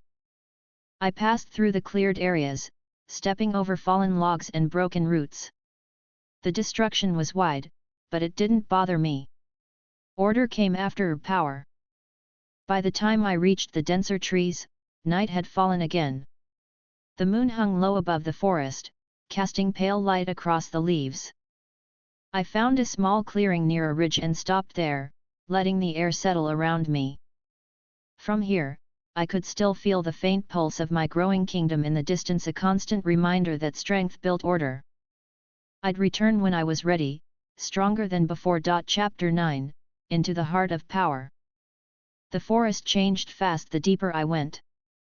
The trees grew wider, their roots lifting from the soil like coiled ropes. The air was heavy with mana, dense enough that every breath felt charged. I could feel the difference immediately. This was the inner part of the Great Jura Forest, the zone where only strong monsters bothered to exist. Perfect. Exactly where I needed to be. I stopped on a high ridge that overlooked a basin covered in green mist. Rivers of water cut through stone below, feeding pools that shimmered faintly. The ground pulsed with energy, earth, wind, and fire overlapping. A good training ground. All right, I said, stretching my slime form slightly. Let's see what lives here. The first sign came fast. The trees on the far side of the basin started moving, not swaying, moving. Branches twisted, bark creaked, and one massive tree ripped itself free from the ground. It stood tall, easily 30 meters high, its glowing eyes opening in the hollow trunk. A greater treant. Its mana was deep, old, the kind that clung to every leaf. I could feel it scanning me. Then it spoke, voice rough like grinding stone. Leave, slime. This grove is sacred. Yeah, I'm not here for sightseeing, I said. You're strong. That's what I need. The treant shifted, roots digging back into the soil. You seek to challenge me. Obviously, I said. Don't take it personal. I'm just here for results. It didn't waste words. Vines snapped forward from its arms, swinging down like whips. I met them head on. My body split into two forms, each sliding aside before reforming. The vines smashed into the ground where I'd been standing, cracking stone. I fired a thermal burst straight into its chest. The heat seared bark instantly, blackening it, but the treant didn't fall. Its arm came around in a sweeping motion, throwing a storm of branches toward me. I countered with hydro burst. The pressurized water cut through the branches, spraying splinters everywhere. Steam rose where heat met water. The treant roared. You desecrate nature. Yeah, well, I said, nature started it. It slammed both arms into the ground. Roots shot up beneath me, wrapping around my form. They tightened hard, crushing pressure from all sides. I focused and released pure energy outward. The roots burned away instantly, leaving a ring of scorched earth. Nice try, I said. My turn. I charged forward, shaping my energy into a concentrated spear. The strike hit directly at the glowing core inside its chest. The sound was sharp and heavy. The treant staggered, cracks spreading across its body. Before it could recover, I launched 3 quick bursts in sequence: heat, water, Ramana. Each hit deeper than the last. The treant let out a low groan and fell, its massive frame collapsing into the basin. The light in its chest faded. Skill acquired, nature resistance, low. Partial skill integration, mana absorption efficiency increased. The energy felt clean as it merged with mine, light and steady. I could feel the improvement immediately: faster recovery, smoother flow. Not bad, I said. All right, what's next? The answer came as a sharp gust.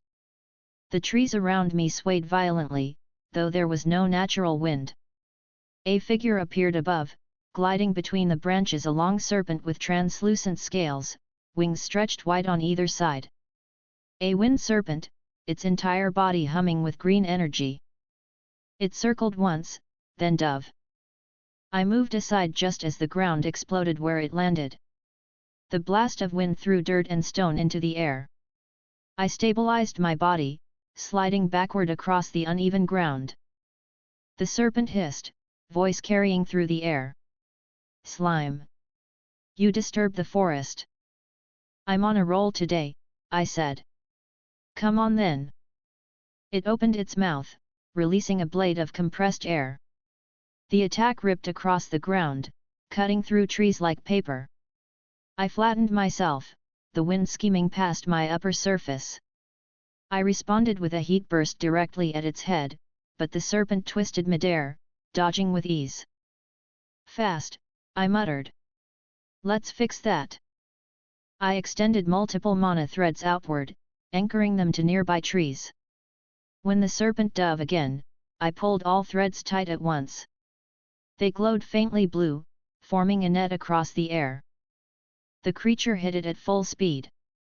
The impact sent a shockwave through the entire clearing. The threads cut through the serpent's scales, slowing it just enough for me to strike.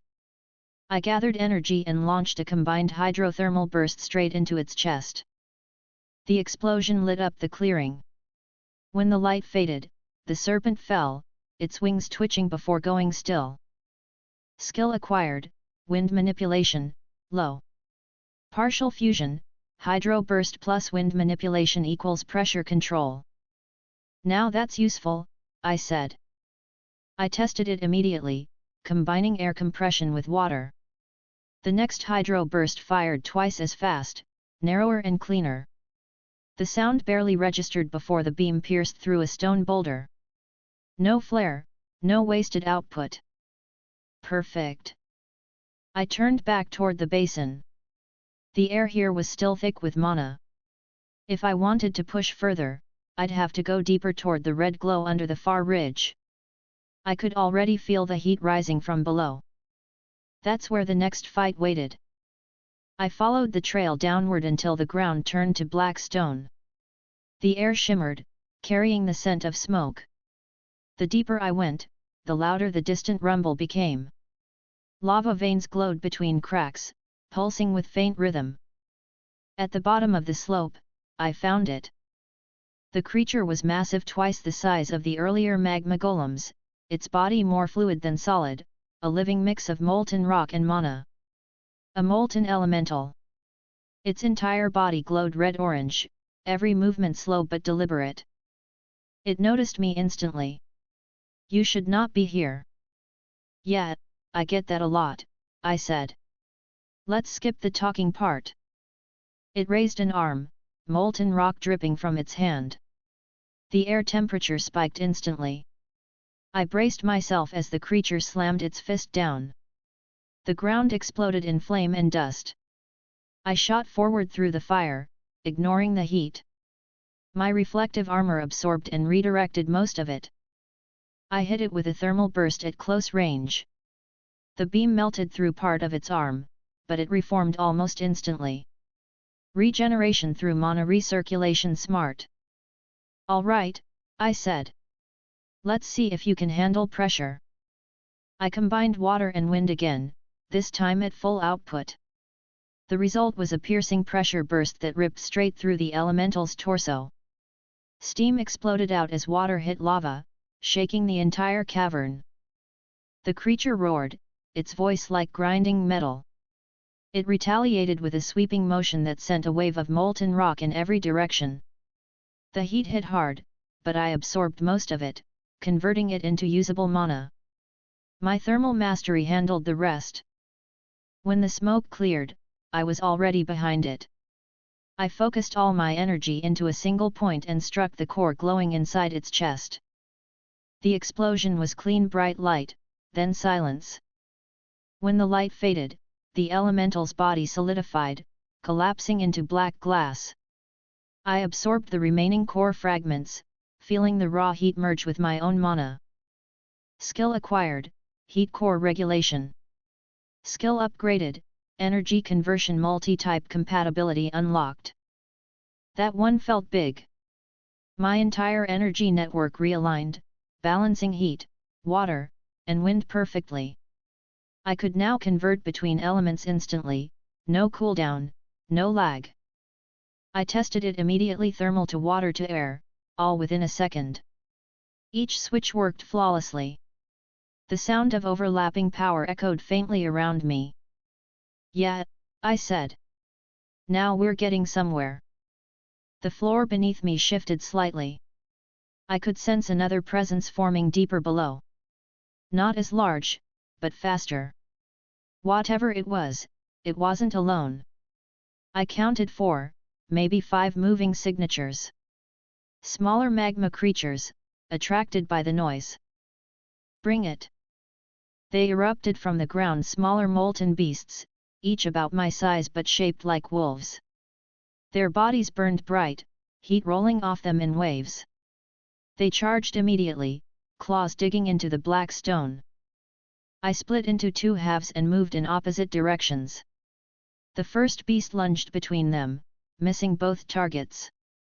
I hit it from behind with a combined hydrothermal burst. The impact turned it to ash instantly. 2 more came at me together. I jumped upward, compressing air beneath me, then fired downward. The ground cracked under the force. Both were gone in seconds. The last 2 circled warily, learning from the others' mistakes. I could respect that. They came in at angles, forcing me to divide focus. I anchored mana threads around the cavern, linking them to multiple rock points. When they moved again, I yanked the threads tight and released a concentrated burst through all of them simultaneously. The explosion turned the entire section of floor into a molten pool. Silence returned fast. I stayed there for a minute, letting the energy settle. The mana density in the area was lower now. Every fight drained the surroundings a little more. I absorbed the leftover heat, stabilizing my energy levels. When I finally moved again, the air felt clearer. The combination of elemental skills flowed smoothly inside me now. The training worked better than expected. I turned back toward the upper slope, retracing my steps through the basin. The trees above still smoked faintly where the earlier battles had taken place. The forest would recover. Eventually. By the time I reached the upper ridge again, the sun had shifted. The light cut through the canopy, scattering across the ground. I could still feel my kingdom's faint pulse far behind me, the mana signatures of trolls, lizards, and birds continuing their work. I stood there for a while, testing my own aura. My mana pressure now dwarfed everything nearby. The creatures that sensed it scattered instantly, moving deeper into the woods. Guess I'm top of the food chain again, I said. I stretched my senses further north, where Rimura's mana glowed faint but steady. He was busy with his new allies, growing fast, but he was still behind. Good. That gave me time to widen the gap. The sound of wings pulled my attention upward. One of my bird scouts approached, landing nearby. It bowed low. Flame-sama, construction continues. Palace half-built. Walls reinforced. Good, I said. Any problems? None. Trolls obey. Lizards work fast. No intruders. Perfect, I said. Keep it that way. I'll return soon. The bird nodded. Understood. I looked out over the forest again. The training wasn't done, but this was enough for now. Every element, every control point, every conversion felt complete. I could fight anything that came next. Tell them to double the pace, I said. When I get back, I want that palace finished. The bird nodded again and took off, wings slicing the air. I stood there for another minute, watching the leaves move in the wind. My reflection in the water nearby shimmered faintly red and blue, blending together under the sunlight. My power had grown enough to warp the air around me slightly. Not bad, I said. Not bad at all. I turned and began the walk back toward the growing kingdom, the forest quieting behind me as every creature in range moved out of my path. Chapter 10, The Rogue Tribe. By the time I got close to the kingdom, the air felt different. Not bad, different tense, different. Mana signatures that didn't belong to my people hovered on the edge of the perimeter, a dense group that wasn't even trying to hide. I stopped at the top of a low hill overlooking the forest clearing. The walls below were finished thick, even, solid. Trolls moved in squads along the ramparts, earth lizards dug out new trenches, and the bird beasts circled overhead. Everything looked right. But outside the southern tree line, about 200 meters out, something else waited. A rogue tribe. Not wild, not random. Organized. Beast-type monsters, fang tusks mostly. Huge boar-like creatures with armor-thick hide and tusks sharp enough to dig through stone. There were at least 30 of them, maybe more in the trees behind. They were the kind that moved in packs under a single leader. Not weak. Not dumb either. I glided down toward the base of the wall, my mana spreading out as I approached. The moment I reached the outer gate, the guards snapped to attention. The lead troll stepped forward, lowering its head. Flame. You have returned. Yeah, I said. Status report. The troll straightened. Walls complete. Palace near finished. Food stores filled. But new problem monsters to the south. They came 3 days ago. Watching. How many? Many, the troll said. They kill any scout that goes near. Perfect, I said. Let's go say hello. The troll blinked. Alone? Obviously, I said. They're guests. I should handle the welcome personally. The troll nodded and stepped aside. The gate opened with a low grind of stone. The air outside smelled like smoke and wet dirt. I moved through the trees without bothering to hide. The fang tusks sensed me immediately, their attention turned, dozens of red eyes glowing faintly through the shadows. They formed a loose half-circle as I entered their clearing. The biggest one, easily twice the size of the rest, stepped forward. Its body was covered in scars, its tusks burned black at the tips. Its voice rumbled like gravel when it spoke. Slime. You built walls on our land. Correction, I said. I built walls on land I took. You weren't using it. The boar's nostrils flared. We were hunting ground. You kill the prey, burn the trees. Yeah, I said. Construction tends to do that. You want compensation or something? The creature growled. You leave. Or we crush you. I tilted slightly. Right. So that's your final offer. Leave. Okay, I said. I'll pass. The beast let out a low snarl, its hooves digging into the dirt. Then die. It charged first. The ground shook under its weight. I didn't move until it was close enough to smell the heat rolling off its body. Then I fired a single pressure burst directly at the ground in front of me. The explosion threw dirt and fire upward, stopping the beast mid-charge. Before it could recover, I launched another burst straight into its chest. The impact threw it backward 10 meters, cracking a tree in half. The rest of the tribe roared. 20 beasts rushed in together, trampling the ground flat. All right, I said. Round 2. I formed a dome of condensed mana and released it outward like a shockwave. The air exploded. The first wave of fang tusks was thrown off their feet, rolling across the dirt. I followed with a hydro burst, turning the shockwave into a cutting current that sliced through the ground and bodies alike. Steam filled the air. When the mist cleared, 5 were already down, twitching. The others pulled back, regrouping around their leader. He rose again, breathing hard, blood dripping from his mouth. His eyes glowed red now. You strong, he said. But we many. Not many enough, I said. He roared, calling the rest forward.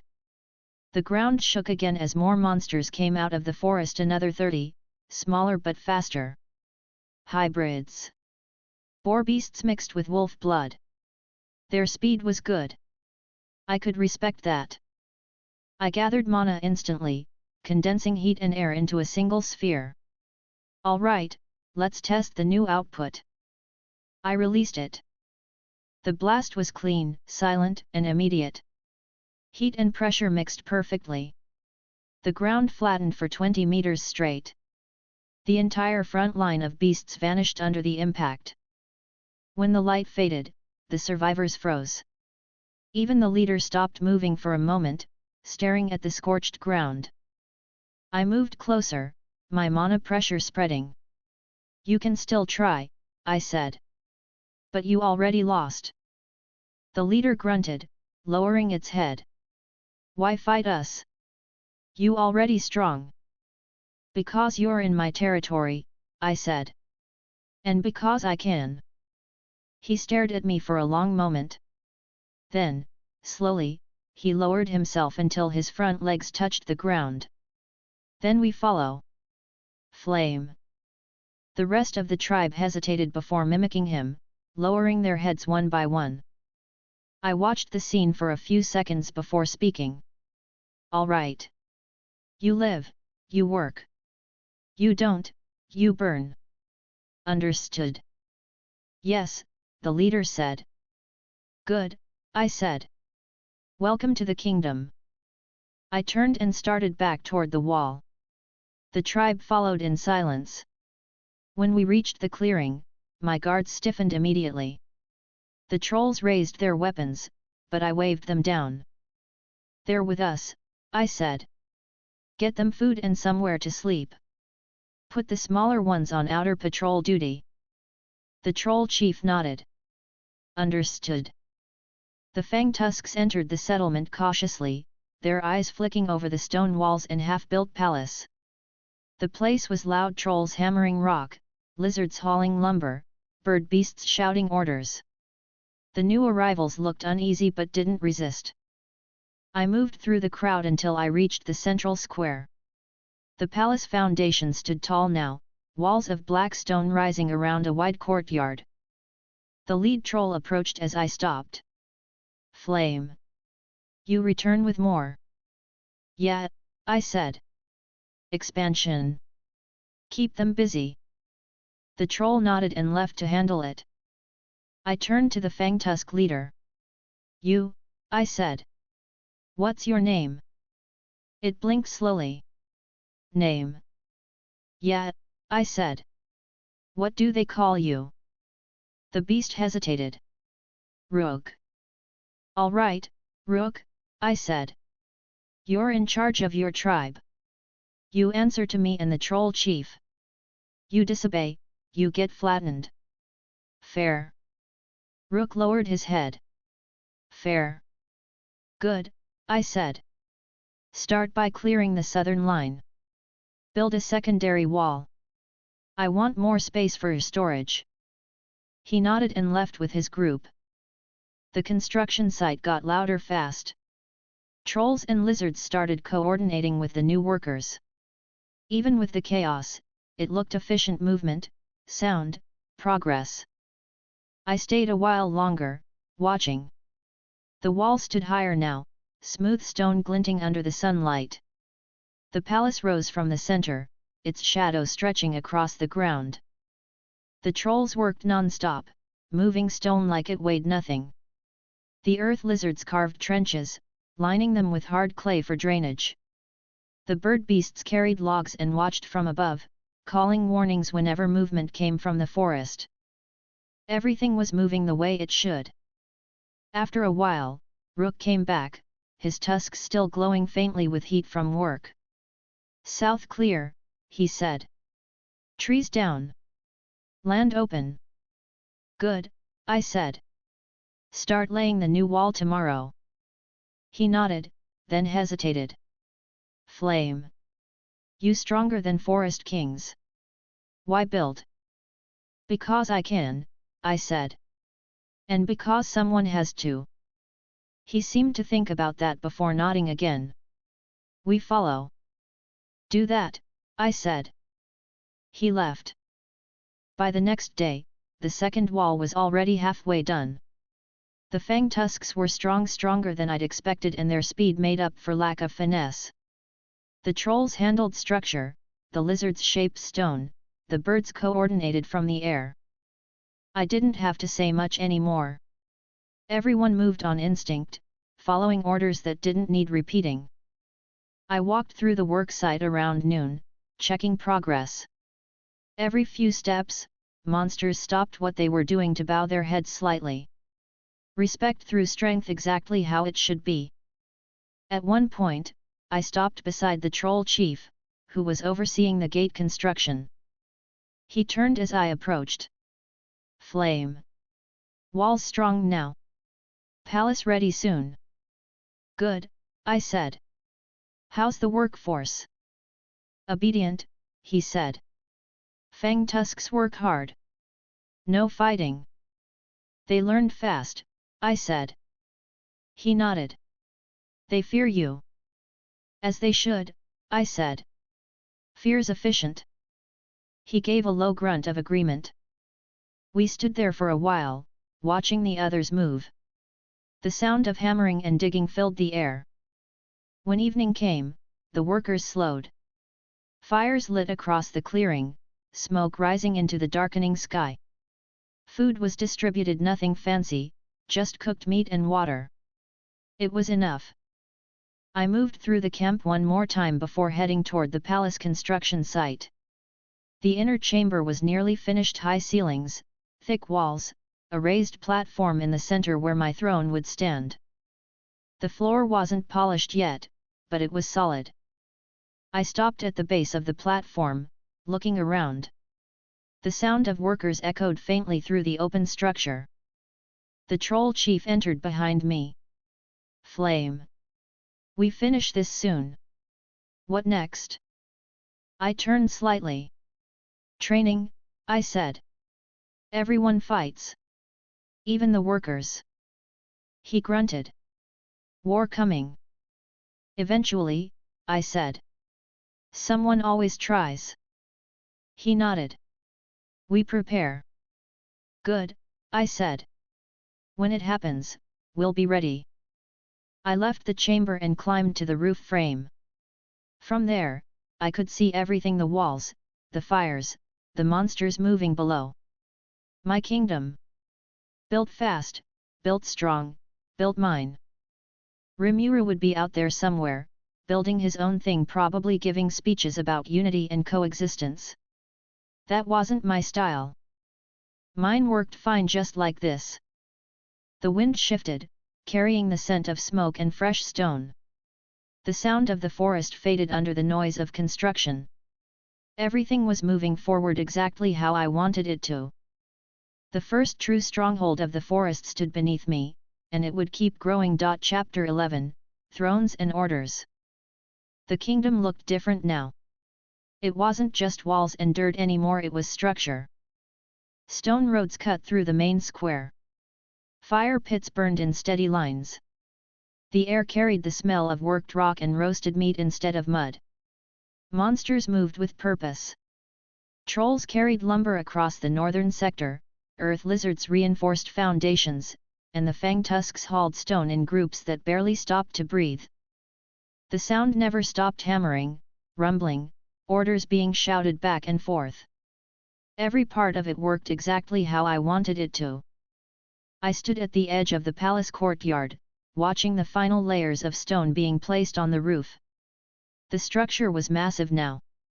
20 meters tall, black stone reinforced with mana veins running through it. Smooth. Solid. Rook, the fang tusk leader, stood near the base of the stairs with the troll chief. Both waited quietly until I looked over. Status? I asked. The troll chief bowed slightly. Walls complete. Palace finished. Gatehouse done. No attacks. Rook nodded. South wall strong. Patrols run every 6 hours. I'll obey. Good, I said. You two are keeping things stable. I like that. The troll grunted, satisfied. All work for flame. Yeah, I said. But I can't keep micromanaging every wall and trench. It's time to make this place run without me breathing down everyone's neck. They looked at each other, confused. Rook asked first. You mean, leave? Temporarily, I said. I've got training to do, again. But that means I need people who can handle decisions while I'm gone. The troll frowned slightly. Who? You, I said. Then pointed at Rook. And you. And the bird chief. You three run everything until I come back. You'll form what's basically a council. Rook blinked. Council. Yeah, I said. 3 heads. Decisions go through all of you before anything happens. That way no one gets lazy, and no one screws up without the others noticing. The troll crossed his arms. And if we disagree? Then you wait until I get back, I said. Or fight about it. I don't care which. Rook snorted. Simple. Exactly, I said. Keep it that way. The bird chief arrived a few minutes later, long wings folded against its sides, feathers shimmering faintly from the mana in the air. It bowed immediately. Flame Sama. You called. Yeah, I said. You're the third piece of this council thing. You'll handle all aerial scouting and communication between territories. The others will handle ground and building. The bird nodded. Understood. Good, I said.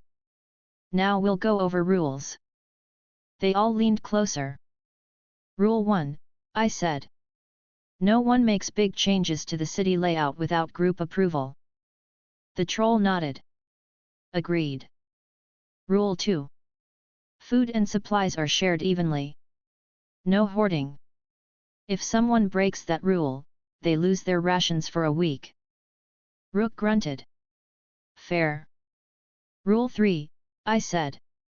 No one starts wars unless I say so. The bird tilted its head. Noted. And Rule 4, I said. If someone challenges you for leadership, you beat them down. Simple enough. They all nodded. The troll asked, and what if they challenge you? I smiled faintly. Then they disappear. The troll chuckled, satisfied. I turned toward the palace doors. All right, come inside. You need to see the center of all this. The 4 of us entered together. The main hall stretched long and high, lined with stone columns carved by the trolls. The walls glowed faintly from embedded mana crystals, not decorative, functional.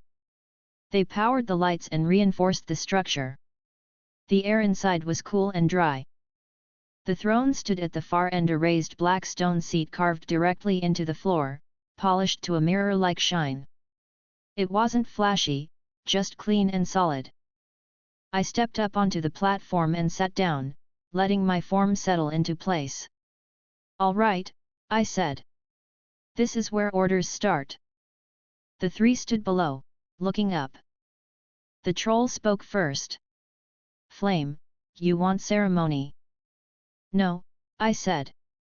No speeches. This isn't about titles. It's just organization. Rook tilted his head. But you still sit higher. Obviously, I said. Someone has to. The bird chief made a low sound that might have been amusement. I ignored it. From now on, all reports come through you 3. You meet here once a day. You don't bother me with minor stuff unless the walls are falling. Understood, the troll said. Good, I said. Now let's see how much sense you've got between you. I looked straight at Rook. You're first. Tell me the biggest problem right now. He didn't hesitate. Resources. Stone low. Need more to finish south sector. I nodded. Solution. Expand quarry to west. Dangerous. Strong beasts there. All right, I said. Take 30 workers, 10 fighters. If it's too dangerous, burn it. Keep the ground, not the beasts. Rook nodded firmly. I turned to the troll. You. He scratched his chin. Training. Many want fight. No order yet. Then make one, I said. Split them into groups. 2 shifts. Patrol rotation. Whoever slacks gets double work the next day. He grinned slightly. Harsh. Efficient, I said. Finally, I looked at the bird. You. Scouting area north, it said. Saw humans at river. Far, but closer each day. How many? Small. 10. Carrying weapons. Adventurers, I said. They're from Blumund. Ignore them unless they step too close. If they do, warn them once. And second time, the bird asked. Second time, bury them. All 3 nodded without argument. I leaned back slightly. Good. That's how we'll run things for now. Simple chain of command, no questions, no confusion. The troll grunted. Efficient. Always, I said. They left to handle their sectors after that. I stayed in the hall, letting the sound fade until only the faint hum of mana remained. The structure held steady, no cracks, no imbalance. Everything was stable. After a few minutes, I moved outside again. The afternoon light cut across the courtyard, making the black stone glow faintly red. The walls shimmered under the heat. I could see my people everywhere, dozens of species working together without fighting. Not bad. Rook passed by, leading his fang tusks toward the southern edge. Flame, he said as he passed. Yet. Why build so big? Because small breaks, I said. Big lasts. He nodded and continued on. The rest of the day passed fast. I spent the next several hours reviewing defenses, checking how fast the mana generators recharged. The trolls had built them under the walls, circular chambers lined with crystal veins that stored ambient energy from the air. Simple but effective. By evening, the first full council meeting happened. We met in the palace hall again. This time, all 3 sat at the long table below the throne. Each had a stack of rough stone tablets, daily reports carved into them by the smaller monsters. I gestured toward the troll. Start. He tapped the stone with one massive finger. Training begun. Patrols established. No injuries. Few lazy ones, but they learn fast. Good, I said. Keep it that way. Rook went next. South quarry cleared. Beasts burned. Found metal ore under rock. I raised a brow. How much? Plenty. Stronger than stone. Mine it, I said. Store it for weapons later. Rook nodded. The bird chief spoke last.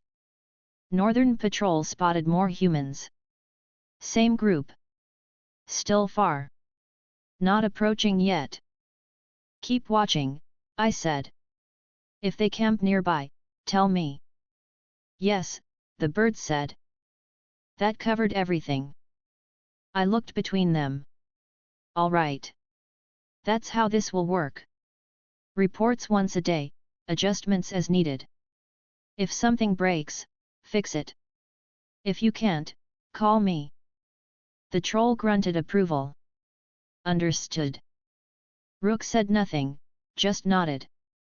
The bird spread its wings slightly, respectful. Good, I said. Meeting over. Get back to it. They left one by one.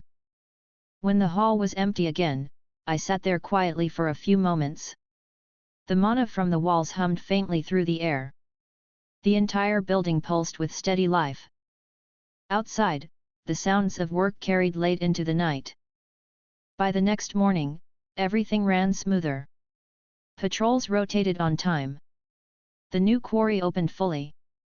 The outer wall doubled in stability. I didn't need to say much anymore, the system worked. I walked through the city again that afternoon. Monsters moved out of my way automatically.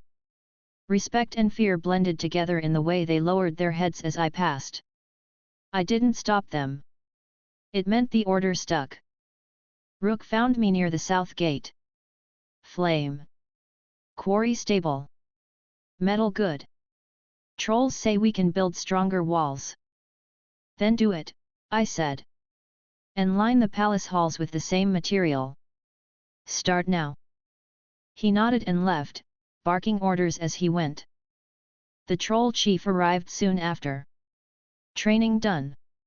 Soldiers ready. You want test? Yeah, I said. Tomorrow morning. Full unit drills. He nodded. Understood. The bird chief landed on a tower above, calling down. Scouts returning. No danger outside borders. Good, I called back. Keep expanding range. Everything worked. By sunset, I was back inside the palace again, checking the mana readings from the crystals embedded in the floor. Their light pulsed steadily, synced to the flow outside. Rook entered quietly behind me. Flame. Yeah. He lowered his head. Palace strong now. Feels alive. It should, I said. It's built right. He looked around the chamber. All monsters respect you. They follow without question. You never doubt. Why would I? I said. Doubt wastes time. He nodded slowly. Makes sense. It usually does, I said. He left without another word. I stayed in the throne room a while longer, letting the silence settle. The mana inside the palace shifted with the rhythm of the city outside. Every piece of it connected, moving as one unit. When I finally moved again, it was night. The stars above the open roof glimmered faintly, reflected off the black stone walls. The wind blew through the courtyard, carrying the smell of fire and metal. I walked out onto the upper balcony. The view stretched across the whole kingdom, walls glowing faintly from torchlight, watchtowers casting long shadows, the forest beyond dark but alive. The trolls stood at their posts, the fang tusks patrolled in lines, and the birds flew silent circles overhead. Everything ran without me touching it. That was the point. I could leave again soon. Train more. Grow more. This place would hold steady until I came back. Chapter 12, Clash of the Kaijan. The day started normally, trolls shouting orders, lizards hauling stone, birds flying patrol routes overhead. The air above the kingdom shimmered faintly with mana from the active forges. Everything ran on schedule, just how I wanted it. I stood at the top of the palace steps, watching the training yard below. Rows of fang tusks clashed under troll supervision, their tusks sparking against stone weapons. Their coordination was better now, rough, but getting there. Then I felt it. A new set of signatures. Strong, fast, steady. They weren't hiding. Their mana was sharp, refined, focused in a way most forest creatures couldn't manage. Intelligent. Kaijan. I turned my focus toward the northern wall. 6 of them. Each power level roughly matched the troll chief's, but their energy felt different, disciplined. The bird chief swooped down from a nearby tower. Flame Sama, it said quickly. Unknown forces approaching from north. Not monsters. Humanoid. Strong. I noticed, I said. Don't attack. Not yet. Yes, Flame Sama. I walked down the palace steps toward the main gate. The courtyard cleared as I passed, every worker knew when my attention shifted, and none wanted to be in the way. By the time I reached the northern wall, the newcomers were already visible through the forest haze. 6 tall figures, dressed in worn but well-kept armor. Red eyes. Horns. Weapons drawn but not raised. The troll chief waited beside the gate. "Flame," he said, voice low. "They strong." "I can tell," I said. "Open the gate." Slowly. The heavy stone doors parted, grinding against the ground. The air outside was thick with tension. The Kaijan stopped about 10 meters away, scanning the area. The leader stood at the front, a tall man with crimson skin, dark hair tied back, and a long katana strapped to his waist. His expression was calm, but his eyes were sharp. He was older, confident, and carried himself like someone who had seen real combat. He spoke first. "I am Kuro. We come from the northern valleys of the Great Jura Forest. This place is new." "Flame," I said. "Founder of this place. And yet, new. Still under construction. You're standing on the border." Kuro's eyes flicked toward the wall, then back to me. We felt the mana disturbance from far away. The forest shifts when something like this appears. "That's usually a good sign," I said. "Not always," he replied evenly. "Many would call this a threat." I tilted slightly. "You one of them?" He didn't answer right away. Instead, one of the other Kaijan, a tall woman with long white hair and twin blades, stepped forward. "You expand fast," she said. "Too fast. The balance of the forest could break." "I didn't see anyone holding meetings about balance when I got here," I said. "You have a permit for your valley or something?" The woman frowned. "You joke, yet your presence already draws other monsters. You could attract disaster. Or opportunity," I said. Kuro raised a hand slightly to stop her. "We are not here to threaten," he said. "We are here to understand. And to decide whether to tolerate you." "That's funny," I said. I was about to say the same thing. The Kaijan behind him shifted slightly. None of them reached for their weapons yet, but their stances tightened. Kuro's eyes narrowed a little. "You have confidence." "I have results," I said. "Look around. Walls, soldiers, organization. That's what I built from nothing. So if you came here to posture, skip it." Kuro studied me for a moment. "You speak like someone used to power." "I am power," I said. Simple as that. The woman beside him muttered something under her breath, but I didn't catch it. Finally, Kuro lowered his hand. "Then you will not move against us." "Not unless you give me a reason," I said. "You stay in your territory, I stay in mine. We don't bother each other unless there's profit." He nodded slowly. "And if others come?" "They'll deal with me," I said. The white-haired woman stepped forward again. "And if we decide to test that claim?" I looked at her. "Then I get some exercise." She drew both blades in one motion. The sound of metal against air echoed through the clearing. The other Kaijan tensed immediately, hands on weapons. Kuro didn't stop her. "Do as you wish, Shira." "Gladly," she said. She moved first, faster than any beast I'd fought recently. Her blades cut through the air in clean arcs. I didn't move until the first strike was inches from my surface. Then I shifted slightly, letting the blades slice through a layer of mana rather than my body. Sparks flew. "Sharp," I said. "But not sharp enough." She spun, slashing again from the opposite direction. I caught one blade mid-swing, my surface hardening instantly. She tried to pull back, but I absorbed part of the weapon's momentum, twisting it out of her grip. The sword clattered to the ground. She leapt back, eyes narrowing. "You're fast." "Faster than you," I said. The second blade came from below this time. I dodged sideways and countered with a low-energy burst.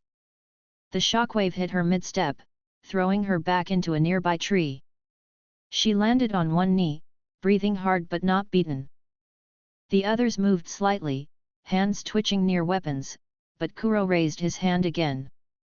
"Enough," he said calmly. Shira hesitated, then sheathed her remaining blade. Kuro stepped forward.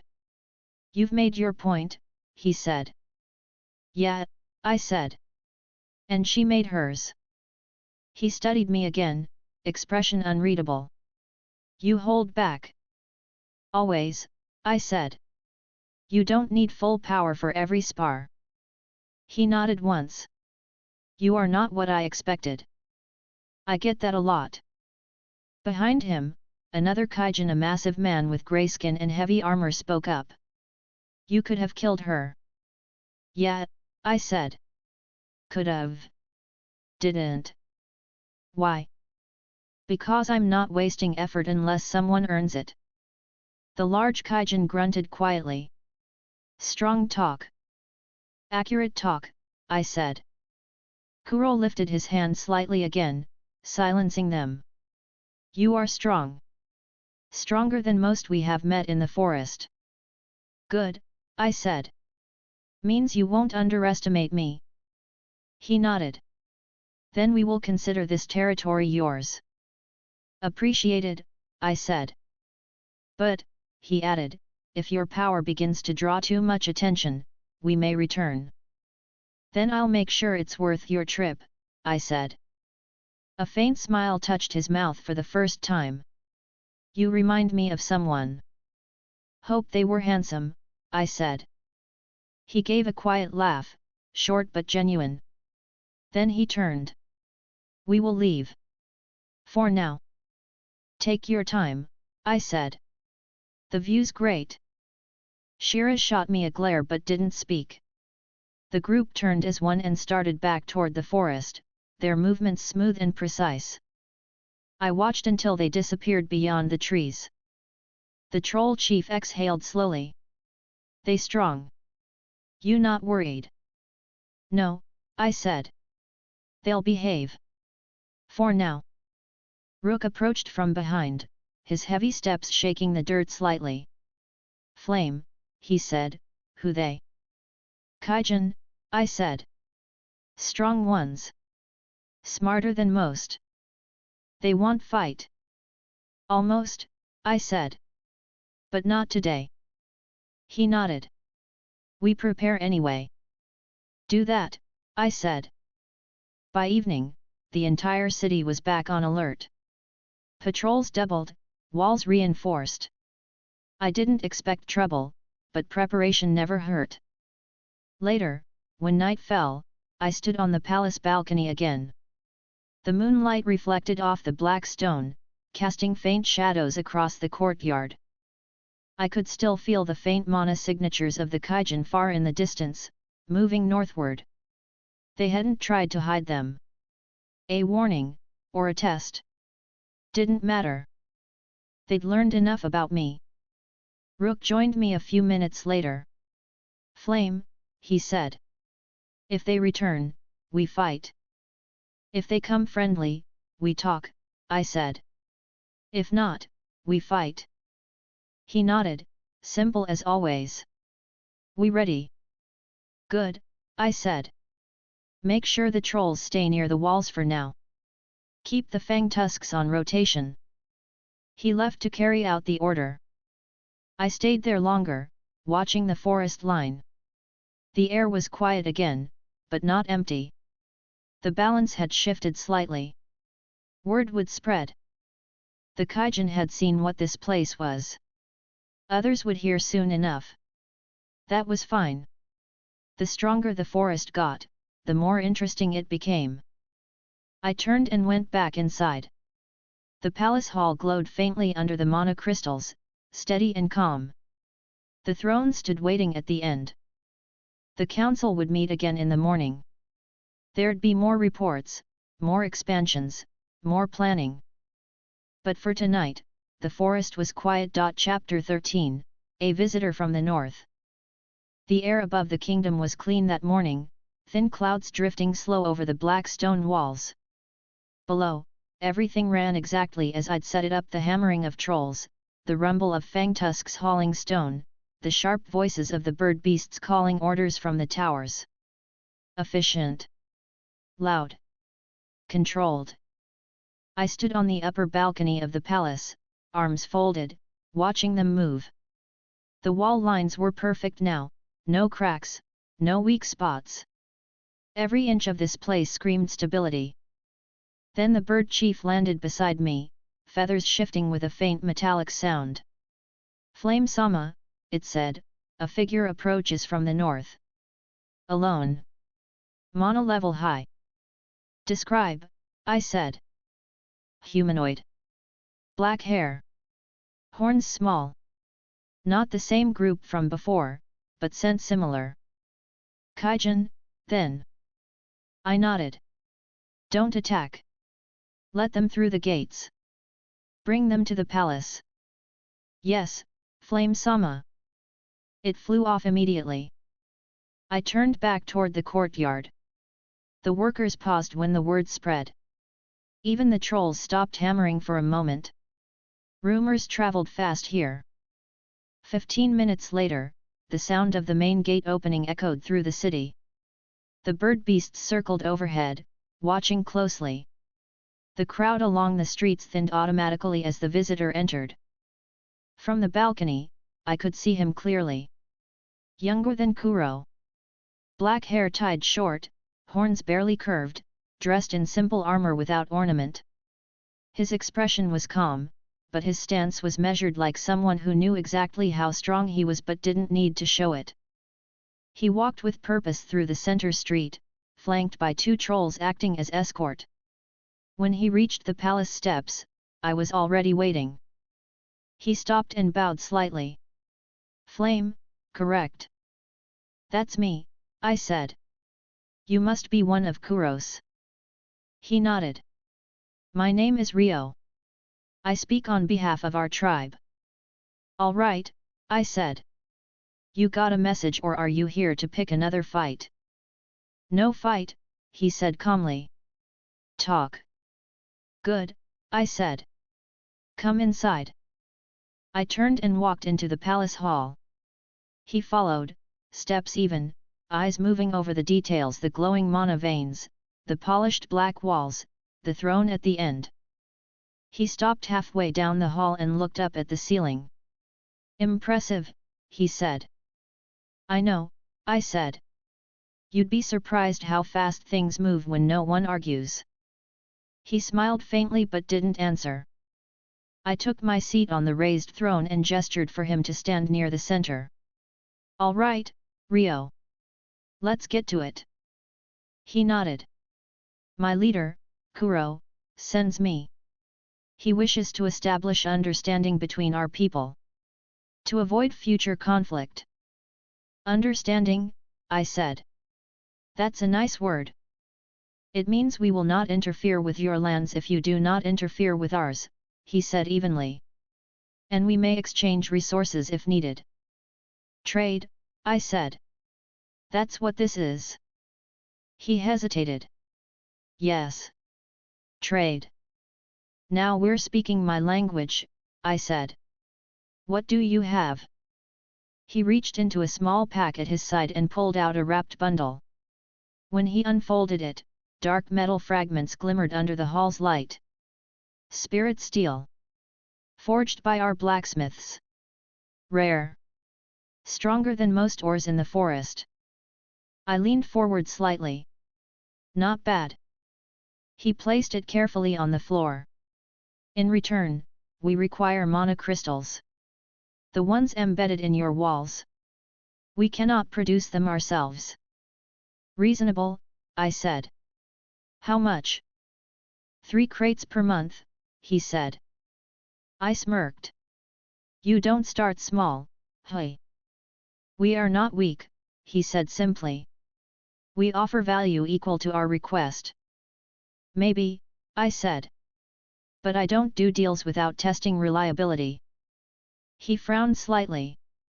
You mean you wish to test me? I mean I want to know who I'm trading with, I said. Strength's the only guarantee in this forest. He nodded once, no argument. Fine. We left the hall together and stepped out into the training yard. Trolls and Fang Tusks stopped immediately, giving us space. Rio loosened the strap across his chest, drawing a short black blade from his back.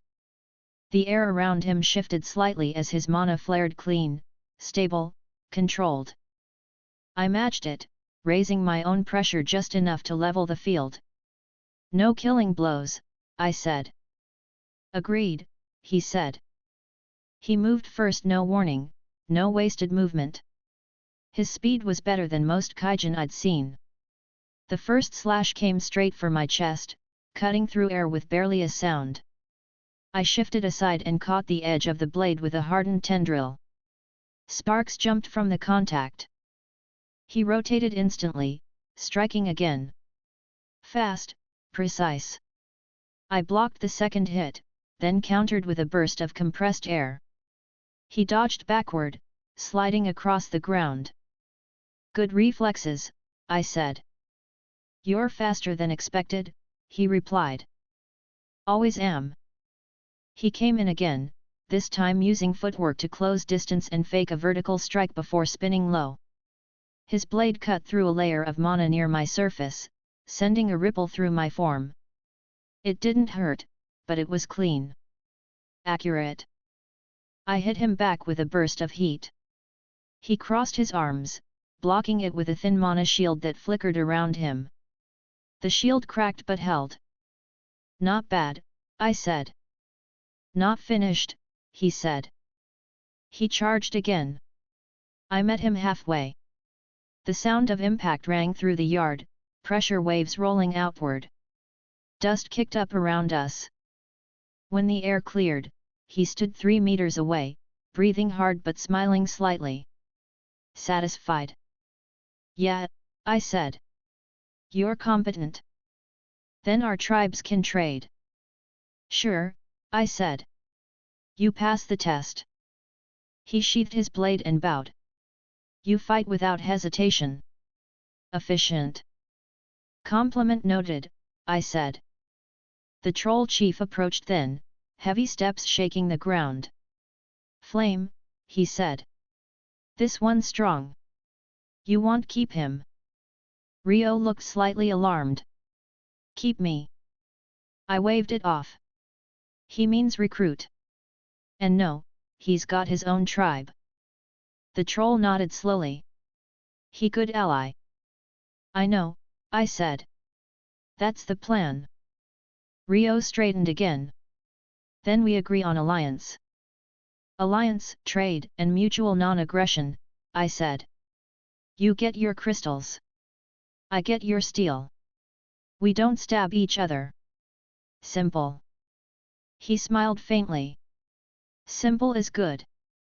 We went back inside after that to finalize the deal. The troll chief brought stone tablets and a crude stylus for record keeping. Rio wrote his tribe's mark onto one of them, then watched as I pressed my own mana signature over it, sealing the agreement. It's official, I said. He nodded. Kuro will be pleased. I'm sure he will, I said. Tell him I said hi. Rio hesitated for a second. He said you might say that. I grinned. Smart man. He smiled briefly before bowing again. Then I will take my leave. We will send the first shipment within 3 days. Birds will guide you through the borders, I said. No detours. Understood, he said. He turned to leave, but paused at the door. One more thing, Flame. Yeah. Kuro said something else. He said you remind him of someone we once followed. Someone who built much, fast, and without rest. I raised an eyebrow. How'd that end for them? They died, Rio said simply. But not before changing everything around them. I shrugged. I'll take the changing part, skip the dying. He nodded once, expression unreadable, and left. When the doors closed behind him, the hall went quiet again. The troll chief spoke first. "You trust them?" "Enough," I said. "They're practical. That's all I need." Rook entered a moment later. "Flame. Who that?" "Kaijan envoy," I said. "We've got trade now." "Good," he asked. "Very," I said. "Get the storage chambers ready for shipment. Bird Squad will handle the delivery." He grunted in acknowledgement and left. I walked back up to the throne platform and sat down. The monocrystals embedded in the floor pulsed faintly beneath my feet. Everything in this place moved like a machine, now steady, constant, efficient. Later that afternoon, the bird chief returned with a report. "Flame-sama, the Kaijan envoy has left the forest. No signs of hostility." "Good," I said. "Keep watching for their return shipments." "Yes, Flame-sama." By sunset, the city had resumed its rhythm. The sound of the forges grew louder again as the trolls began preparing new batches of refined ore. The lizards repaired the south gate, and the fang tusks trained in pairs under torchlight. I stayed on the balcony until darkness settled fully. The monolights along the palace walls flickered on, spreading a steady glow across the courtyard. The air was cooler now, the forest sounds softer in the distance. Trade meant stability. Stability meant growth. And growth meant more power. Exactly how it should be. Chapter 14, Steel and Trust. 3 days passed before the Kaijan sent their first shipment. By then, the kingdom had doubled its pace. The walls gleamed black from fresh reinforcement, and the trolls had nearly finished expanding the outer perimeter. I was standing in the main square when the bird chief landed beside me. "Flame-sama," it said, wings folding tight. "Kaijan caravan spotted approaching from the north. 6 carriers. 3 escorts." "On time," I said. "Good start." "Yes," the bird said. "They bring wagons made of reinforced metal." "Lead them to the courtyard," I said. "No one touches the goods until I've checked them myself." "Yes, Flame-sama." It took about 20 minutes for the caravan to reach the gates. The guards opened them without delay. The Kaijan walked in calmly, carrying covered crates made of dark wood. Their movements were precise, organized. The same discipline I'd seen from Rio. He was there too, at the front of the group. His expression didn't change when he saw me waiting. "Flame," he said. "First shipment. As promised." "I like people who keep their word," I said. He gestured to his escorts. They set the crates down in a neat line. 20 ingots of refined spirit steel. 2 weapons forged by our smiths. "Samples." "Samples," I said. "Meaning if I like them, you'll sell more." He nodded once. "Correct." "Good business sense," I said. He smiled faintly. "Kuro prefers results." "So do I said. "Let's see what you brought." He stepped aside while I opened the first crate. The moment I lifted the lid, a faint metallic light reflected from the contents inside. Thick bars of dark steel, polished, each humming softly with trace mana. I picked one up, feeling its weight. Dense. Stable. "Not bad," I said. "How's the output?" "Our forges produce 40 ingots every month," Rio said. "More if we work without rest." "That won't be necessary," I said. "I'm not building an army that eats itself from exhaustion." He nodded slightly. "You care about efficiency." "Always," I said. "Now, what about the weapons?" He gestured to another crate. Inside, 2 swords rested in padded lining, one short, one long, both black with faint red lines running through the metal. No decorations, just clean, functional design. I lifted the shorter one. The weight was perfect, balanced, sharp, solid. Good craftsmanship, I said. Your blacksmiths know their work. They are proud of it, he said. They should be, I said. I've seen worse from humans who call themselves masters. He smiled briefly. You speak plainly. It saves time. He turned to his escorts. Unload the rest. Then wait outside the gates. They obeyed immediately, moving with mechanical precision. Once they were gone, I looked back at him. You handle things fast. Kuro trusts me, he said. Smart man, I said. But I'd rather see things myself. I'm visiting your tribe. He blinked once. Now, I said. You have no problem with that, do you? He shook his head. No. But it is far. I can move fast, I said. You can keep up. He gave a small chuckle. I will try. Good answer, I said. We left immediately. The troll chief offered to send guards, but I waved him off.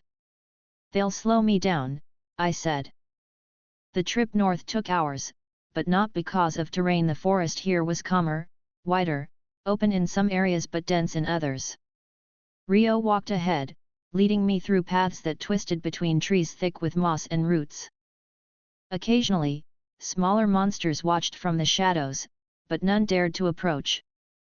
After a while, I said, you've got quiet surroundings. Yes, Rio said. Our valley stays hidden. Few monsters brave the mana flow. Smart location, I said. Less interruption. He nodded. That is why we survived while others fell. Efficient management, I said. He looked back at me. You speak like a leader used to giving orders. I give results, I said.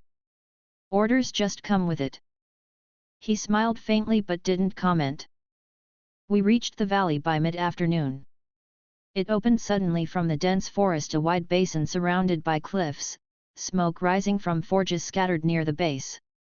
The sound of hammering carried faintly through the air. A dozen Kaijan stood near the entrance, armed but relaxed. When they saw Rio, they bowed slightly. When they saw me, they froze. Rio raised his hand. He is Flame. Ally. They nodded and stood aside without question. I followed him down the slope. The air here was hot from the constant work fire mana from the forges mixing with the natural flow of the valley. The ground was littered with piles of ore, coal, and processed steel. Kuro waited near one of the central forges, arms crossed. His expression didn't change as we approached. Flame, he said. You move quickly. I don't like waiting, I said. I guessed as much, he said. You came to inspect. I came to see what I'm investing in, I said. He nodded. Understandable. Come. He led us deeper into the forge area. The workers there barely looked up, their focus stayed on the molten metal glowing bright red inside the furnaces. The air was thick with heat and mana, but balanced enough not to burn. One blacksmith noticed us and stopped hammering just long enough to bow. His face was streaked with soot, his arms lined with small burns. Kuro. Is this him? Yes, Kuro said. Flame. Our ally. The blacksmith nodded once. We honor the trade. Good, I said. Keep producing quality like this, and you'll be rewarded. He smiled faintly, showing sharp teeth. Then we will not disappoint. He went back to work. The sound of hammering resumed, steady and strong. Kuro gestured toward a nearby table where finished blades lay in rows. These are our current production models, he said. Balanced for both speed and strength. We do not make weapons for decoration. I like that, I said. Function over style. Rio added, each one forged under elemental flow. The steel resonates with the environment. Meaning they won't shatter under pressure, I said. Exactly, Rio said. I picked one up and tested its weight. The grip was clean, the blade edge perfectly even. No flaws. Good work, I said. Kuro nodded slightly. Our blacksmiths will be pleased. They should be, I said. How long to make 50 of these? 5 days, Kuro said. If all forges active. Do it, I said. Send them to my city when ready. He nodded. Done. We walked further into the forge network. The tunnels here had been carved into the cliffside, forming a natural workshop. The walls glowed faintly from embedded ore veins. I stopped near a chamber where molten steel poured into a large mold. How do you control temperature so evenly? I asked. Rio pointed to a row of glowing stones embedded along the ceiling. Fire cores. Ancient remnants. We maintain them. Useful, I said. You have more. Few, Kuro said. Too dangerous to move. Then I'll send miners with better containment tools, I said. If you trust me with access. He looked at me for a long moment before nodding once. We trust results, not promises. You'll get both, I said. We continued deeper until we reached the final chamber, a massive forge surrounded by glowing crystal veins. The heat was intense enough to distort the air. A huge anvil sat at the center, black and smooth from constant use. This is where the best weapons are made, Kuro said. Our sacred forge. I stepped closer, feeling the mana rolling off it. Efficient setup, I said. But the energy output's uneven. Kuro raised an eyebrow. You noticed? Obvious, I said. 2 of the veins are losing flow. You'll get imbalance in a week. He frowned slightly. You understand forges. I understand energy, I said. Same principle. Rio chuckled quietly. He's right. We've been struggling to stabilize that flow. Then I'll fix it, I said. Before they could protest, I reached out and released a burst of mixed elemental mana into the surrounding crystals. Wind, water, heat, all balanced. The colors shifted instantly, brightening and steadying. The forge roared louder, heat stabilizing into a perfect rhythm. Rio blinked. You balanced it manually. Yeah, I said. You're welcome. Kuro watched for a few seconds, then nodded. Impressive. You learn quickly. I don't learn, I said. I improve. He laughed quietly. Fair enough. We stayed in the forge for another hour, inspecting the production process. The Kaijan worked hard, no wasted movement, no shouting, no confusion. Every hammer strike was deliberate. When we finally stepped outside again, the sun had started to dip. The sky glowed orange, reflecting off the valley walls. Kuro turned to me. You see our strength? You approve? Yeah, I said. You're efficient, organized, and disciplined. You'd fit right in. He gave a small smile. Perhaps someday.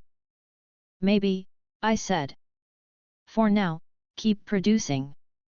I'll send another shipment of crystals next week. Rio bowed slightly. We'll be ready. Kuro extended his hand.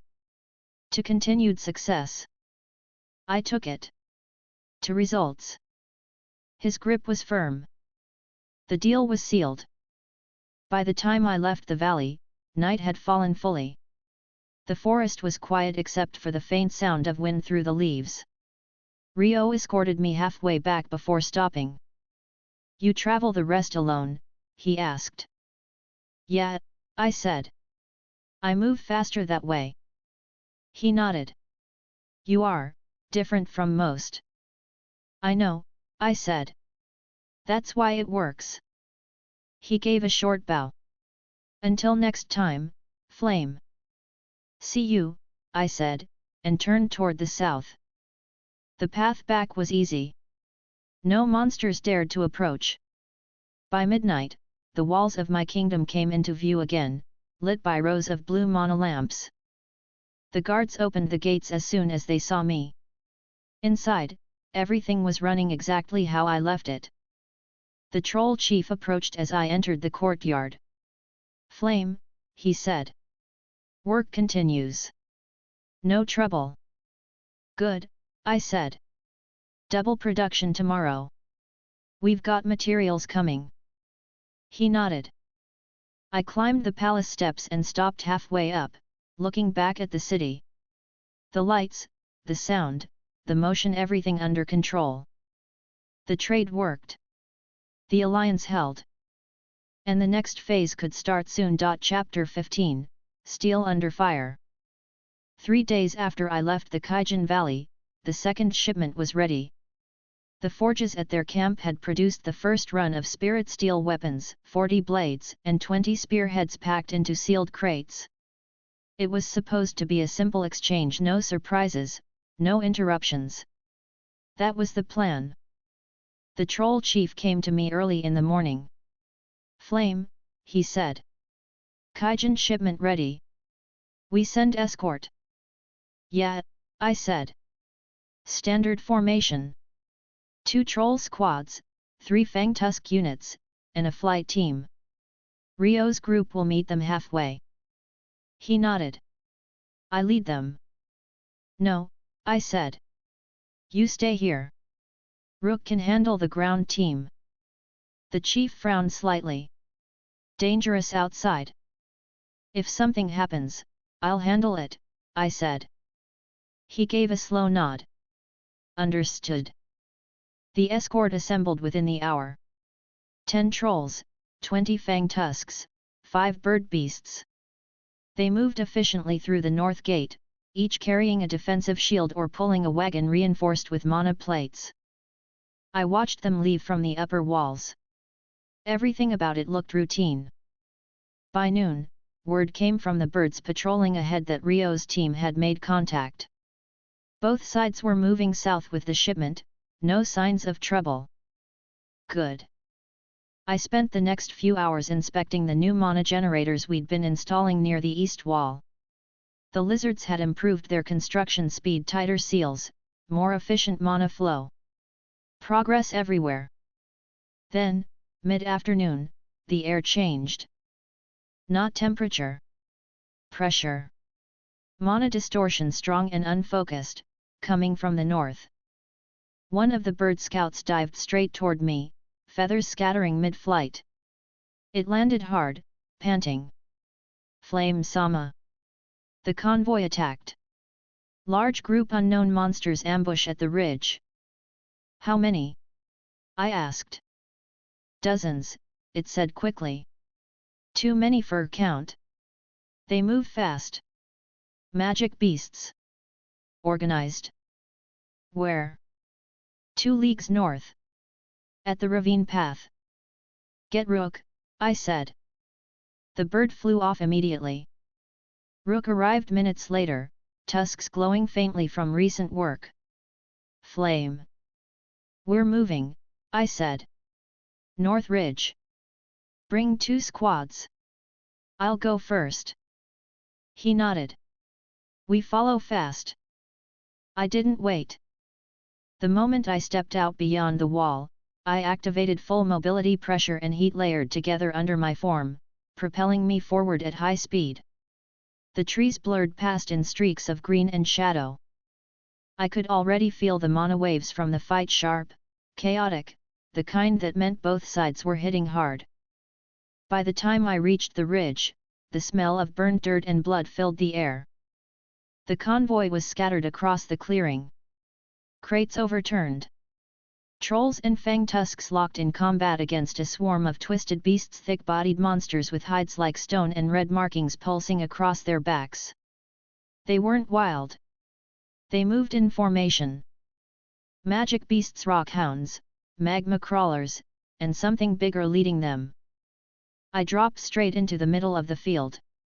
The impact cracked the ground, drawing every eye for half a second. Rio's voice cut through the noise. Flame. He was fighting near one of the wagons, blade in one hand, blood streaked across his armor. He was holding his own, but his squad was pinned. I moved without answering.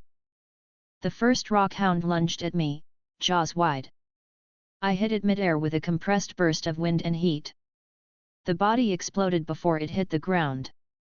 That got everyone's attention. Keep your lines tight, I called.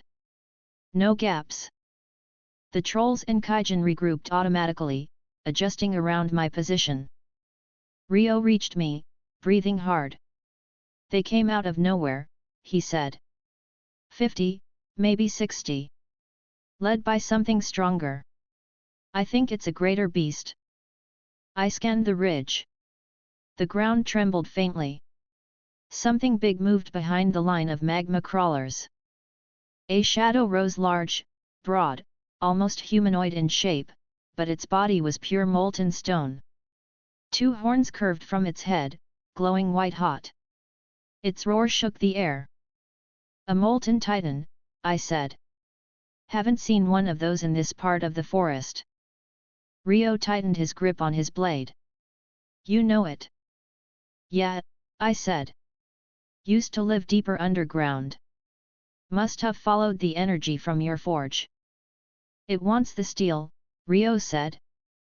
Then it picked the wrong shipment, I said. The titan stepped forward, each step sending cracks through the ground. Lava dripped from its arms, igniting patches of earth as it moved. Hold the flank! I shouted. Keep the crawlers away from the wagons. The trolls formed a shield line instantly. The fang tusks charged, slamming into the smaller beasts, tusks cutting through stone flesh. The sound of impact echoed off the ridge walls. The titan raised its arm and hurled a molten boulder. I caught it mid-air with compressed air pressure and sent it right back. It hit the beast square in the chest, but only staggered it. Tough, I said quietly. Rio moved beside me.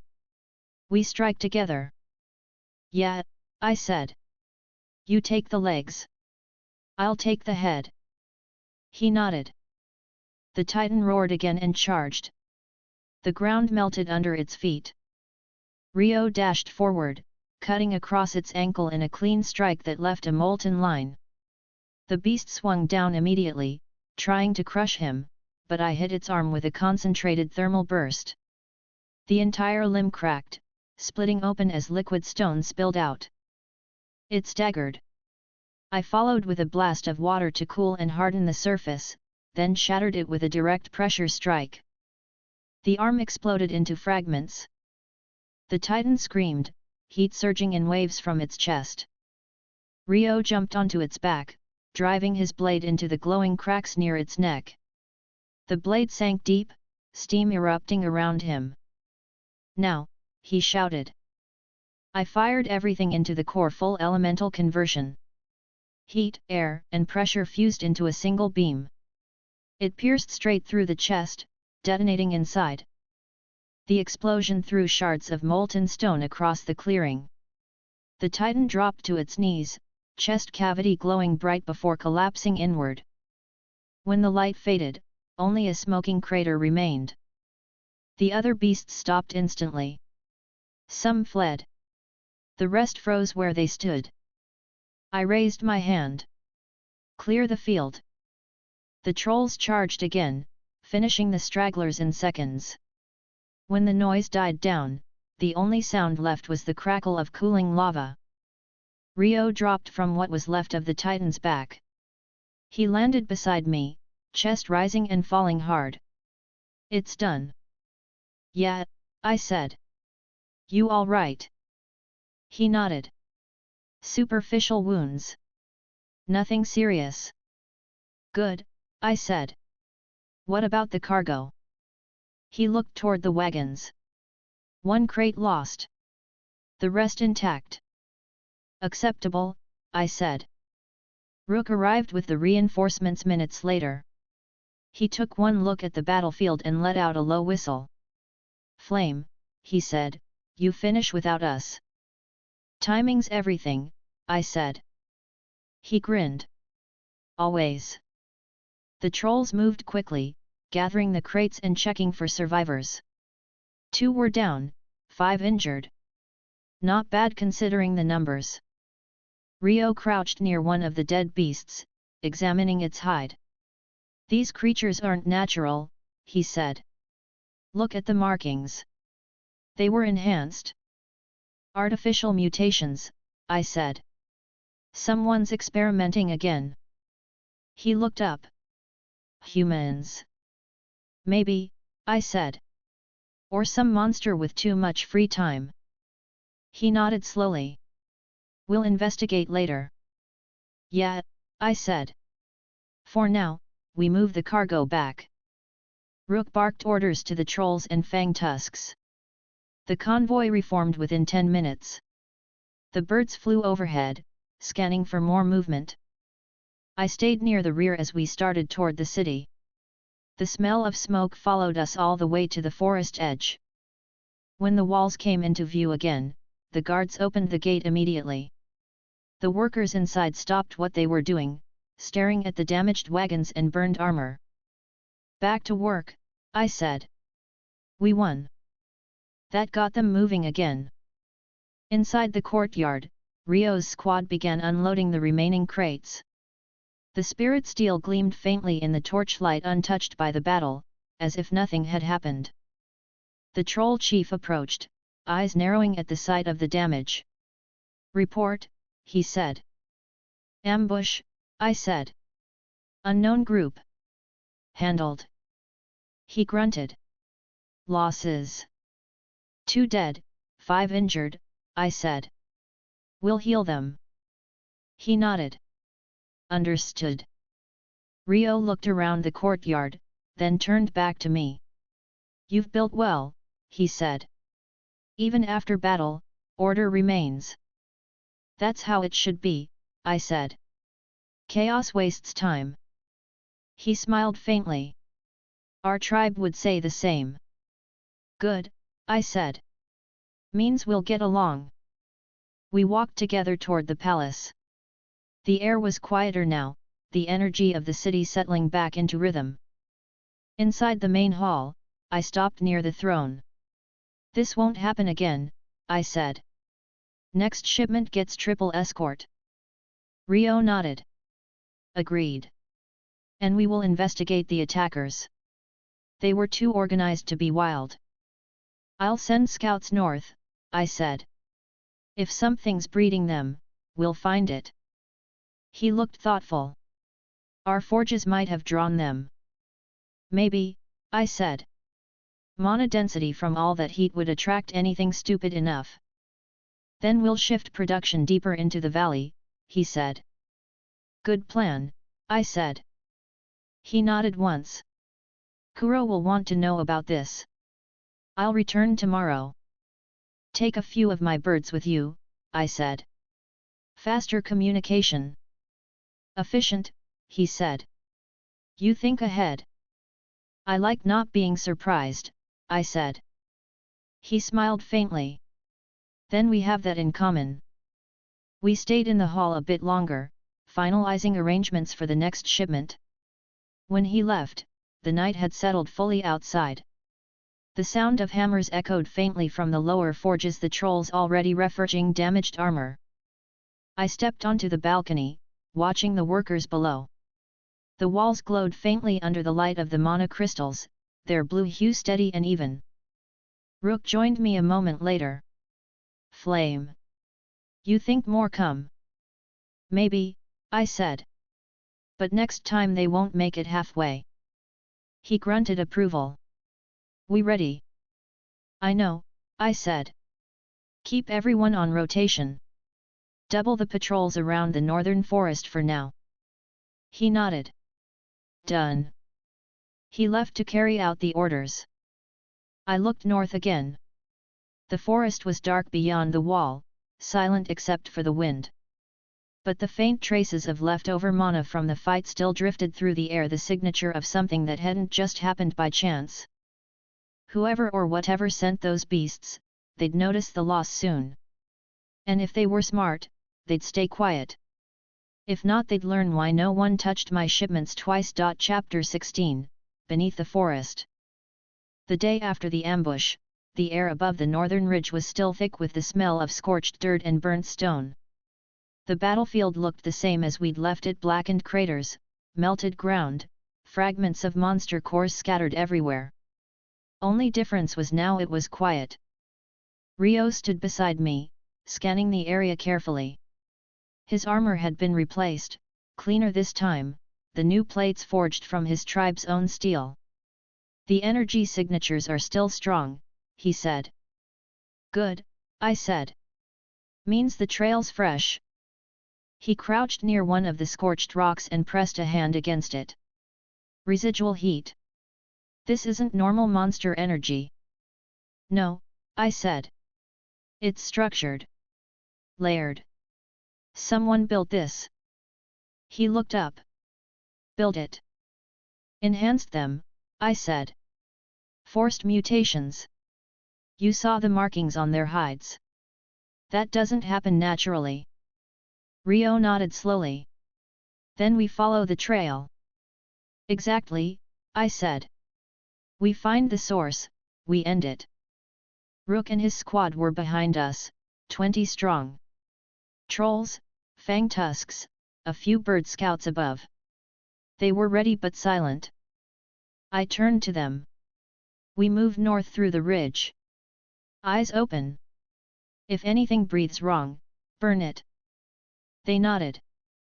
We moved out. The terrain shifted quickly the deeper we went. The trees grew thicker, the air heavier. The ground here was uneven, broken by fissures and old stone formations. The birds overhead kept their distance, even they didn't like the mana here. After about an hour, the ridge dropped into a narrow ravine. Steam rose from cracks in the ground, faintly glowing with reddish light. Rio frowned. The air's hotter. Fire mana, mixed with something else. Corruption, I said. You can feel it in the flow. He drew his blade. Then we're close. We followed the heat until the path widened into a clearing. At the far end, half buried under a wall of collapsed rock, stood an opening rough, circular, lined with unnatural markings. The mana pouring from it was dense and chaotic. Rook's voice was low. That cave not natural. No kidding, I said. Formation lines are human-made. Rio glanced at me. You think humans did this? Humans or someone with tools, I said. Doesn't matter. We're going in. He nodded once. We moved slowly into the entrance. The temperature rose immediately. The inside of the tunnel pulsed with faint red light, coming from veins of molten ore running through the walls. The air was thick, hard to breathe even for us. The deeper we went, the stronger the energy became. It wasn't wild, it felt managed. Directed. After about 20 meters, we reached a chamber. The walls were covered in sigils carved into the stone, glowing faintly. At the center stood several large metal pods half open, filled with red liquid and broken crystal shards. Rook stepped closer, snorting. Smells bad. Rotting mana, I said. Failed experiments. Rio walked up to one of the pods and touched the rim. The metal hummed faintly under his hand. Still warm, he said. Recent, then, I said. Whoever was here didn't leave long ago. He turned to me. Do you think they're still here? I'm hoping so, I said. The sound hit a moment later, faint footsteps, echoing from one of the side tunnels. Not large, but deliberate. Rook raised his axe. Enemy. Most likely, I said. Don't rush. We waited. The steps grew louder until 3 figures appeared from the tunnel's mouth, humanoid, cloaked, faces hidden by masks of stone. Their movements were smooth, confident. The lead one stopped when they saw us. "You shouldn't be here." "That's what everyone says," I said. Rio's stance shifted subtly, blade angled low. "Who are you?" The masked figure didn't answer immediately. "We're researchers," it said finally. "This area is restricted." "Restricted by who?" I asked. "By those with the power to manage it," it said. "Cute," I said. "Let me translate that. You're trespassing in my forest." The figure tilted its head slightly. "This forest belongs to no one." "Then it's up for grabs," I said. And I grabbed it. That made the figure hesitate. "Your flame." "Congratulations," I said. "Now tell me why you're mutating monsters under my ground." The figure didn't answer. Instead, it raised one hand. The sigils on the wall brightened instantly, and the ground under us started to tremble. "Rook," I said. He slammed his axe into the floor. "Brace." The ground split open along the walls. From the gaps, new creatures began to crawl out, smaller than the titan but still massive. Magma-skinned beasts with molten eyes and claws that dripped fire. "Research subjects," I said. "Right." The lead masked figure stepped back. "Leave now. Or burn." "I like the confidence," I said. "Shame it's misplaced." They didn't wait for me to finish. The beasts charged. Rook met the first one head-on, swinging his axe in a wide arc that cleaved through half its body.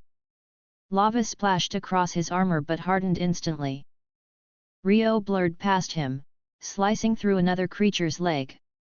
His blade cut cleanly through the molten hide, leaving glowing trails. I stepped forward, condensed the air pressure around me, and released it in a single blast. The shockwave hit 3 beasts at once, slamming them into the walls hard enough to shatter the glowing sigils. The light in the chamber flickered violently. The masked figures panicked. "Stop them," one shouted. "Too late," I said. The wall cracked under the force of the energy shift. One of the pods exploded, sending molten liquid across the room. The monsters howled as it hit them, their bodies destabilizing instantly. Rio cut down another, his blade glowing red from the heat.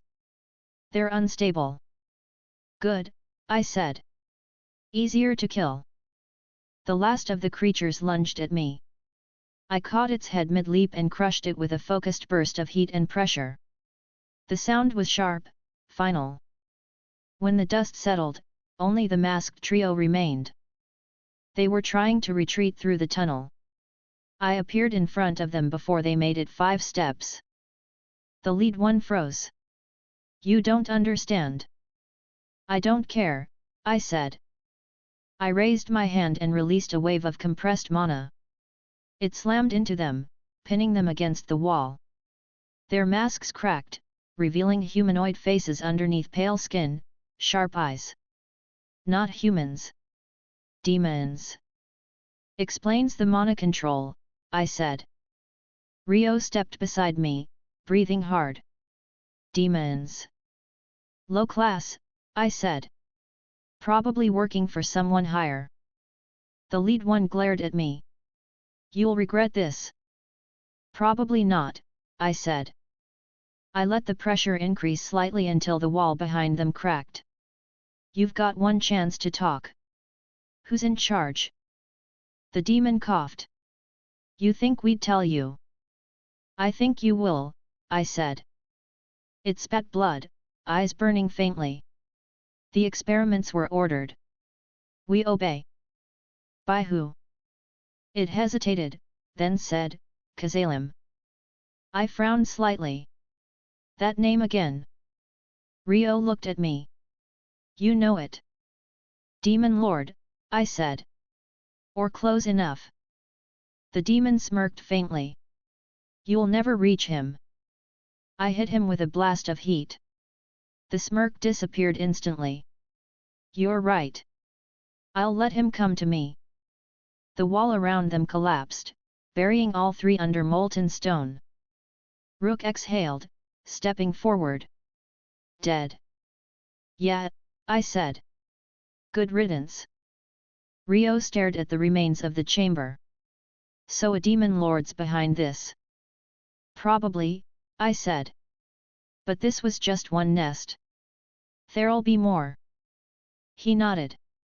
Then we destroy them all. That's the plan, I said. We cleared the rest of the tunnels for the next few hours. No more demons, just leftover pods and broken sigils. When we finally exited, the air outside felt cleaner, lighter. The ridge behind us glowed faintly from the mana still burning below. Rook wiped sweat from his brow. Done. For now, I said. Rio looked north. If Kaijan's involved, this won't stop here. Let him send more, I said. Gives me something to do. He smiled faintly. You really don't fear anything. I don't have time for fear, I said. We started back toward the kingdom. The sun was setting by the time the walls came into view. The guards opened the gates immediately, recognizing our group. The workers inside paused again when they saw the state of our armor, the burns, the blackened weapons. Rook barked at them. Back to work. They scattered fast. Inside the palace, Rio and I met with the council, the troll chief, Rook, and the bird leader. The hall glowed with steady light, the mana crystals pulsing in rhythm with the energy outside. I sat on the throne and gestured for Rio to speak. He stepped forward. We found the source of the attacks. A hidden cave network beneath the ridge. Run by demons serving a being called Kaijan. The troll chief's eyes narrowed. Demon Lord. Something close, I said. We destroyed the site. The bird chief tilted its head. Will more come? Probably, I said. So we prepare. Rio looked at me. Our tribe will reinforce your northern border. If they return, they'll face both of us. Good, I said. Double patrols. I'll set mana wards around the ridge. Rook crossed his arms. We build fortress there. Eventually, I said. First we stabilize the tunnels. Make sure nothing else is alive down there. He nodded. Understood. The meeting ended after that. The others left to carry out orders. Rio lingered near the base of the stairs. You think this Kaijan will retaliate? He asked. If he does, it'll be fast, I said. But we'll be ready. He nodded slowly. Then we keep the alliance strong. Exactly, I said. That's how we win. He bowed slightly. I'll return north and inform Kuro. We'll send reinforcements tomorrow. Do that, I said. And make sure your forges keep running. We'll need more steel soon. He smiled faintly. You never stop planning. I don't need to, I said. He left quietly after that. I stayed in the hall a while longer, reviewing the mana readings from the crystals embedded in the walls. The flow was steady. Controlled. Outside, the night was clear. The forest beyond the walls was dark again, but I could feel the faint traces of demonic energy fading beneath the ground. That was one problem handled. There'd be more. There always were. But that was fine. I worked better under pressure. Chapter 17, The Dwarven Envoy. It started early in the morning, not the usual kind of busy that came with construction or patrol rotations, but the kind that meant something important had arrived. The guards at the north gate were nervous. The trolls stood straighter. The birds circled lower than usual. I was in the training yard, watching two squads of fangtusks spar when Rook approached, breathing hard. Flame, he said. Visitors. Human-sized. Metal armor. Smell of forge. Dwarves, I said immediately. He blinked. How you know? There's only one group that announces themselves with steel before they talk, I said. How many? 4. One talks loud. One wears gold, Rook said. Then it's official, I said. That's from Dworgen. He nodded. They wait outside gate. Let them in, I said. But no weapons drawn. Just escort. Rook turned and barked the order to the guards. The sound of the heavy gates opening echoed across the courtyard a few minutes later. I stayed where I was, watching as the group entered. 4 dwarves, just as Rook said. 3 guards heavy armor, polished to a mirror's shine, weapons clean but not drawn. And one at the front, older, sharp eyes, long dark beard trimmed perfectly, his cloak lined with gold stitching. He walked like someone used to being obeyed. The bird chief landed beside me quietly. Flame Sama. Should I announce you formally? No need, I said. I think he already knows who I am. The dwarf at the front stopped halfway across the courtyard. His eyes swept over the walls, the towers, the construction lines, before landing on me. So, he said, voice steady, low but carrying easily. You're the one they call Flame. That's me, I said. And you're Gazel Dwargo, right? His eyes narrowed slightly, not in hostility, more curiosity. You know my name? Kind of hard not to, I said. King of Dworgen. Legendary blacksmith. Known to have an entire army of dwarves that could turn mountains into cities. He stared at me for a moment, then nodded once. You're informed. I like to know who walks into my home, I said. Saves time. He gave a short chuckle. Then you and I might get along. Let's see, I said. Come inside. I led him and his guards through the courtyard toward the palace. The trolls along the path bowed slightly as we passed. Gazel's eyes took in every detail, the architecture, the materials, even the mana flow in the walls. You built this fast, he said. I work fast, I said. I see that, he said. No wasted design. Practical. Strong lines. I'm not here to impress anyone, I said. I'm here to make sure it doesn't fall. Efficient, he said simply. Inside the hall, I motioned for his guards to wait near the entrance. They didn't like it, but Gazel raised a hand and they obeyed immediately. He followed me up the central walkway toward the throne. Sit if you want, I said, gesturing to the benches along the wall. He didn't. He stood at ease, studying me instead. You run this place alone. Started alone, I said. Now I've got help. Monsters serving willingly, he said. Not something seen often. I don't force anyone, I said. They follow because it works. He nodded slightly. A simple answer, but true enough. We stood there for a moment, neither speaking. The hum of the mana crystals filled the silence. Finally, he said, you've built something large here, Flame. Word travels fast. Too fast. I don't control gossip, I said. No, he said. But when a new power rises in Jura, people notice. Even in Dworgen. I'd be disappointed if they didn't, I said. That earned another faint smile. Confidence isn't rare. Capability is. You came all this way to measure which one I am? I asked. In part, he said. Also to discuss trade. Trade, I said. Now we're talking my language. He gestured toward one of the tables near the side. May we sit?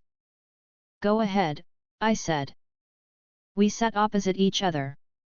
Rook and the troll chief stood behind me, silent. Gazel set a small metal case on the table and opened it. Inside were several thin bars of gleaming silver metal. Adamantite, he said. Processed in dwarven. Rare and valuable. Looks good, I said. What do you want for it? He closed the case. Information first. Then we'll discuss trade. Fine, I said. Ask. He leaned forward slightly. I've heard reports. You work with the Kaijan to the north. You produce weapons stronger than human steel. You've built fortifications capable of withstanding siege-level magic. And you've crushed several large monster tribes without aid. Is all that true? Yeah, I said. You left out the part where I do it efficiently. He gave a short laugh. You remind me of someone. Let me guess, I said. A pain in the ass. He actually laughed at that short, real. Something like that. Then we're getting along already, I said. He nodded slowly. Very well. Then I'll speak plainly. Dwarven wants to establish formal trade with your kingdom. In exchange for ores and refined metals, we want your monocrystals and your construction techniques. Monocrystals are non-negotiable, I said. Limited supply. I expected that, he said. But you could increase production. I could, I said. But I won't. I like balance. He tilted his head slightly. Balance. I don't run myself into exhaustion for profit, I said. If you want something sustainable, we work on my schedule. He studied me for a moment. And if I offered something greater in return? Depends what it is, I said. He opened another pouch and pulled out a small crystal sphere. Inside, faint light shimmered. This is a core fragment from an ancient monoreactor. Old technology. From before the Great Cataclysm. I recognized it immediately. You had this stored. It was recovered from ruins north of Dwarven, he said. Stabilized by our best engineers. It can increase monoconductivity in any structure by 60%. That's a big number, I said. What do you want for it? He leaned back slightly. Partnership. Define it, I said. He met my eyes. We share technology. You supply us with magic resources. In return, we share our engineering and metallurgy. We both grow stronger. I nodded slowly. Not bad. There's more, he said. We also want assurance. That your forces won't move against human caravans or interfere with dwarven trade routes. I don't target humans, I said. Unless they start something. That's all we ask, he said. Then we've got a deal, I said. He blinked once, surprised by the speed. That simple.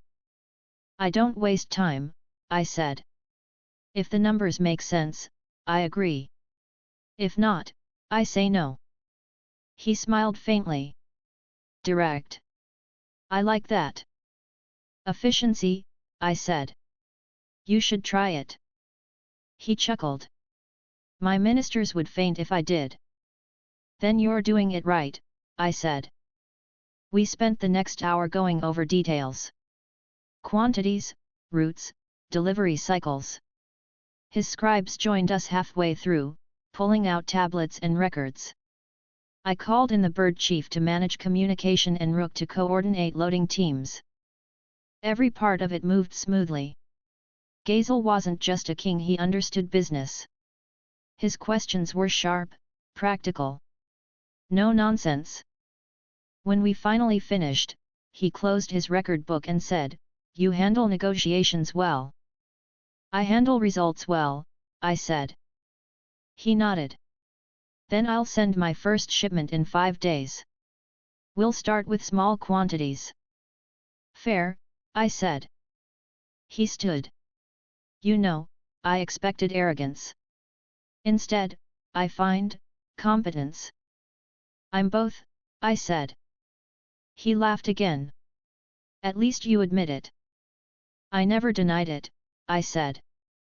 He turned toward the hall's entrance. I'll return to Dwarven tomorrow. My guards will handle the paperwork transfer before we leave. Good, I said. I'll have my people meet them at dawn. He stopped near the door and looked back. Flame. You've built something impressive here. But the world beyond this forest watches now. Be ready. I met his gaze evenly. I always am. He smiled faintly, then left. When the doors closed, Rook exhaled loudly. That short man strong. Yeah, I said. Don't underestimate him. The troll chief crossed his arms. You trust him? Enough, I said. He's not the type to stab you in the back unless there's a reason. The bird chief fluttered its wings slightly. Dworgen's trade will bring more eyes. Let them look, I said. We're not hiding. They nodded. By evening, word of the alliance had spread through the city.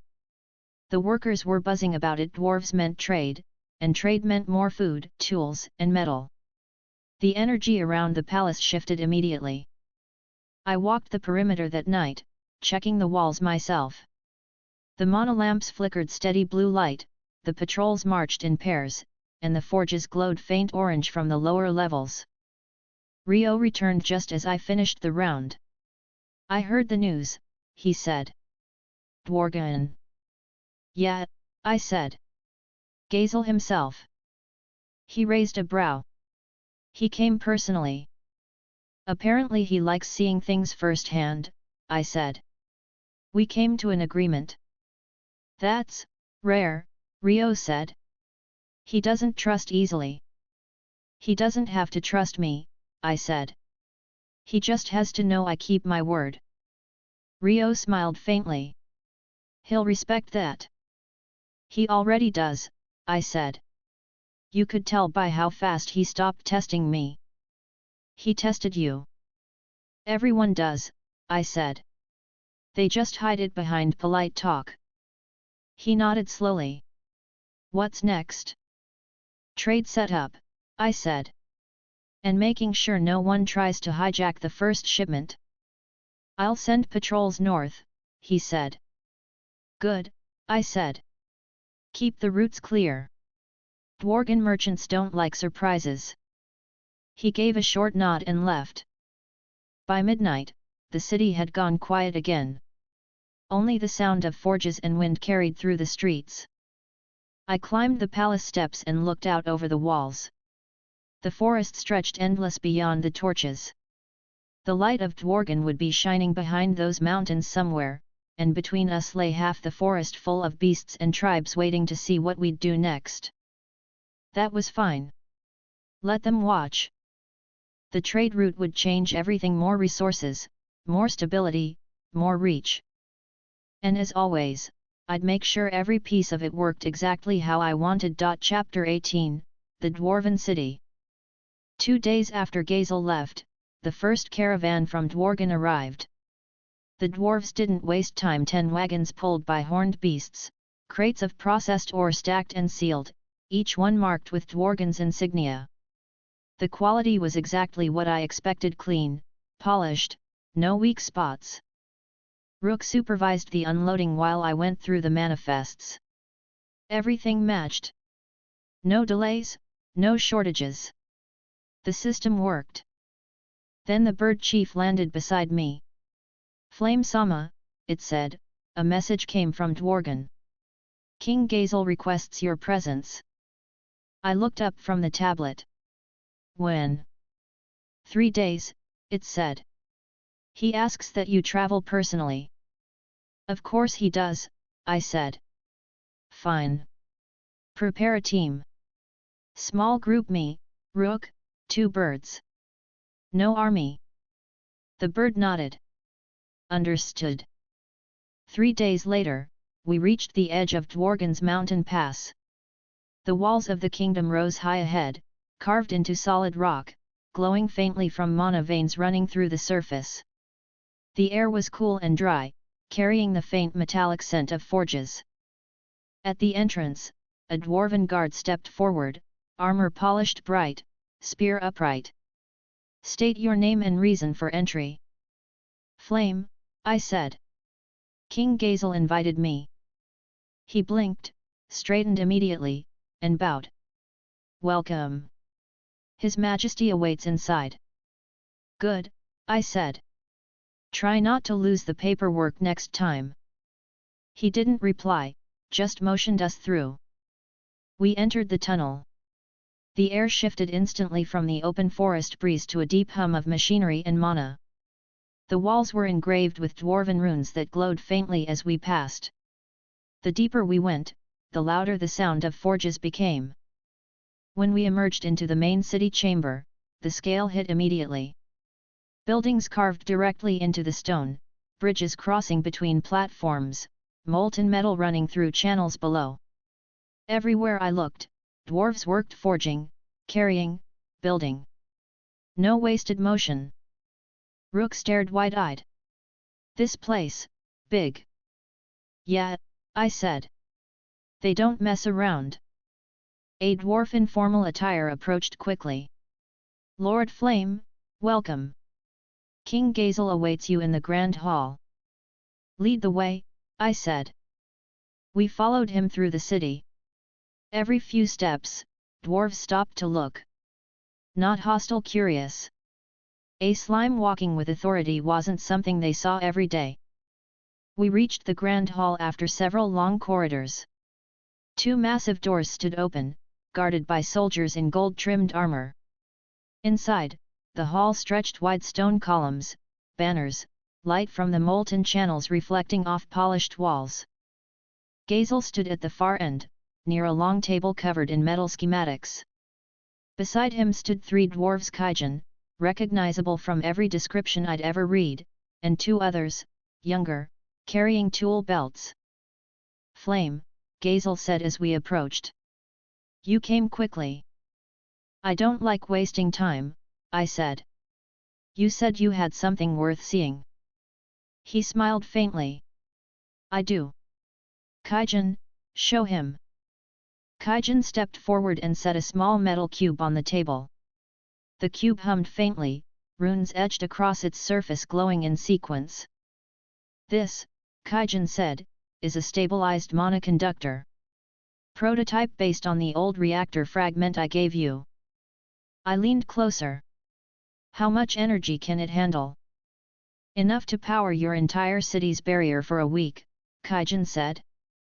"Constant output. No recharge required." "That's impressive," I said. "You build this in 2 days?" Kaijan grinned. "We had the theory. Just needed the materials." "Let me guess," I said. "My crystals?" He nodded. "Exactly." I smirked. "Knew they'd come in handy." Gazel crossed his arms. "With this technology, we can improve both our cities. Your mana production and our engineering combined could rival anything in the region." "I like the sound of that," I said. "But let's test it first." Kaijan nodded. "Already prepared. Follow me." He led us down through the lower levels of the mountain, where the heat grew stronger and the sound of machinery louder. The tunnels opened into a massive chamber filled with molten channels and metal structures. At the center stood a platform surrounded by thick cables and glowing runes. Kaijan motioned toward the device mounted there, a larger version of the cube, about the size of a cart. "We installed this yesterday. Ready for activation." I looked at him. "You sure it won't explode?" He grinned. "Mostly sure." "That's reassuring," I said. He placed his hand on the control panel and activated the runes. The lights flared instantly, the hum rising in pitch. The molten channels around the room pulsed brighter, steady, and smooth. The mana output stabilized within seconds, no fluctuation, no overload. Perfect. Clean, I said. You weren't lying. Kaijan wiped sweat from his forehead. Didn't plan to. Gazel watched silently for a moment, then said, with this system, we can distribute power to both our nations. It will allow faster growth, more production, and long-term security. Assuming no one tries to steal it, I said. He nodded. We'll guard it. Jointly. Agreed, I said. Kaijan looked between us. We can replicate it, but we'll need more crystal shipments. Double the amount. You'll get them, I said. As long as the production doesn't drop. Kaijan nodded. Understood. We spent the next few hours reviewing the technical schematics. Kaijan's assistants took notes while I adjusted a few mana flow sequences for efficiency. The dwarves watched carefully as I stabilized one of the conduit circuits with pure elemental balance. Kaijan stared at it. You did that by instinct. I did it because it looked wrong, I said. He laughed. You've got a good eye. I've got good results, I said. Gazel watched us from the side. You two work well together. We both like things that function, I said. Kaijan grinned. Can't argue with that. After the test concluded, Gazel led us back up to his private chamber. The hall here was quieter, lit by steady blue monolights instead of torches. He motioned for me to sit. You've seen what we can build. Now tell me what you want. Simple, I said. Expansion. Shared infrastructure. My city's growing fast. I want Dworgen's engineering behind it. And what do we get? He asked. Mana access, I said. A direct supply from my production network. No middlemen, no delays. He thought for a moment, then nodded. Acceptable. Kaijan leaned on the table. If we're expanding, we'll need a transport tunnel between the two cities. That's a lot of digging, I said. He grinned. We're dwarves. Digging's what we do. Then do it, I said. But reinforce it with crystal veins. I want mana flow through the entire route. Kaijan nodded. We can manage that. Gazel looked at me. You realize this will tie our nations together permanently. Good, I said. Makes betrayal more inconvenient. He laughed quietly. You really don't filter anything, do you? Not my style, I said. He smiled faintly. Then we have an agreement. The construction starts tomorrow. Perfect, I said. I'll send supplies. Kaijan straightened. I'll start drafting the schematics tonight. Don't burn out, I said. He grinned. Wouldn't dream of it. We left the chamber a while later. Kaijan insisted on showing me the Dworgen forges before I went back. The tunnels here were alive: heat, noise, movement. Dwarves hammered metal in rhythm, sparks flying. Every piece of work precise. Rook walked beside me, still staring. They strong, he said quietly. Yeah, I said. They know their craft. Kaijan gestured toward one of the upper platforms. That's the main line for adamantite processing. We've got more in reserve now that trade's open. Send the first batch next week, I said. I'll test it for reinforcement work. You're planning something big, Kaijan said. I'm always planning something big, I said. He laughed. You sound like Gazel sometimes. I'll take that as a compliment, I said. We spent another hour walking through the forges. Kaijan introduced me to several smiths skilled, disciplined, proud of their work. I watched them shape molten metal into precise forms, the heat rolling across the room like a steady wave. When we finally reached the exit tunnel, Kaijan turned to me. You really surprised him, you know. Gazel? I asked. Yet, he said. He expected arrogance. Got results instead. Same thing, really, I said. He laughed. You're not wrong. We shook hands firmly. Keep things running, I said. I'll send word when the next shipment's ready. You can count on us, he said. Rook and I started back toward the exit tunnels. The air outside was cooler, the sound of the city fading behind us. The guards saluted as we passed, one of them saying, "Safe travels, Lord Flame." "Appreciate it," I said. The journey back was quiet. The forest opened again around us after hours of walking, the familiar sounds of birds and wind returning. By the time the walls of my kingdom appeared in the distance, the sun had already dipped low. The torches along the wall flickered to life one by one. Rook grunted. "Home." "Yeah," I said. "Good trip." The gates opened without delay. Inside, the courtyard was alive, trolls unloading materials, fang tusks hauling supplies, bird beasts directing shipments. Everything moved in order. I climbed the palace steps and looked out over it all. The system worked exactly how I wanted. Now, with Dworgen's help, it would grow faster. Rio was waiting near the top. "How was Dworgen?" "Productive," I said. "We're building a tunnel." He raised an eyebrow. "A tunnel?"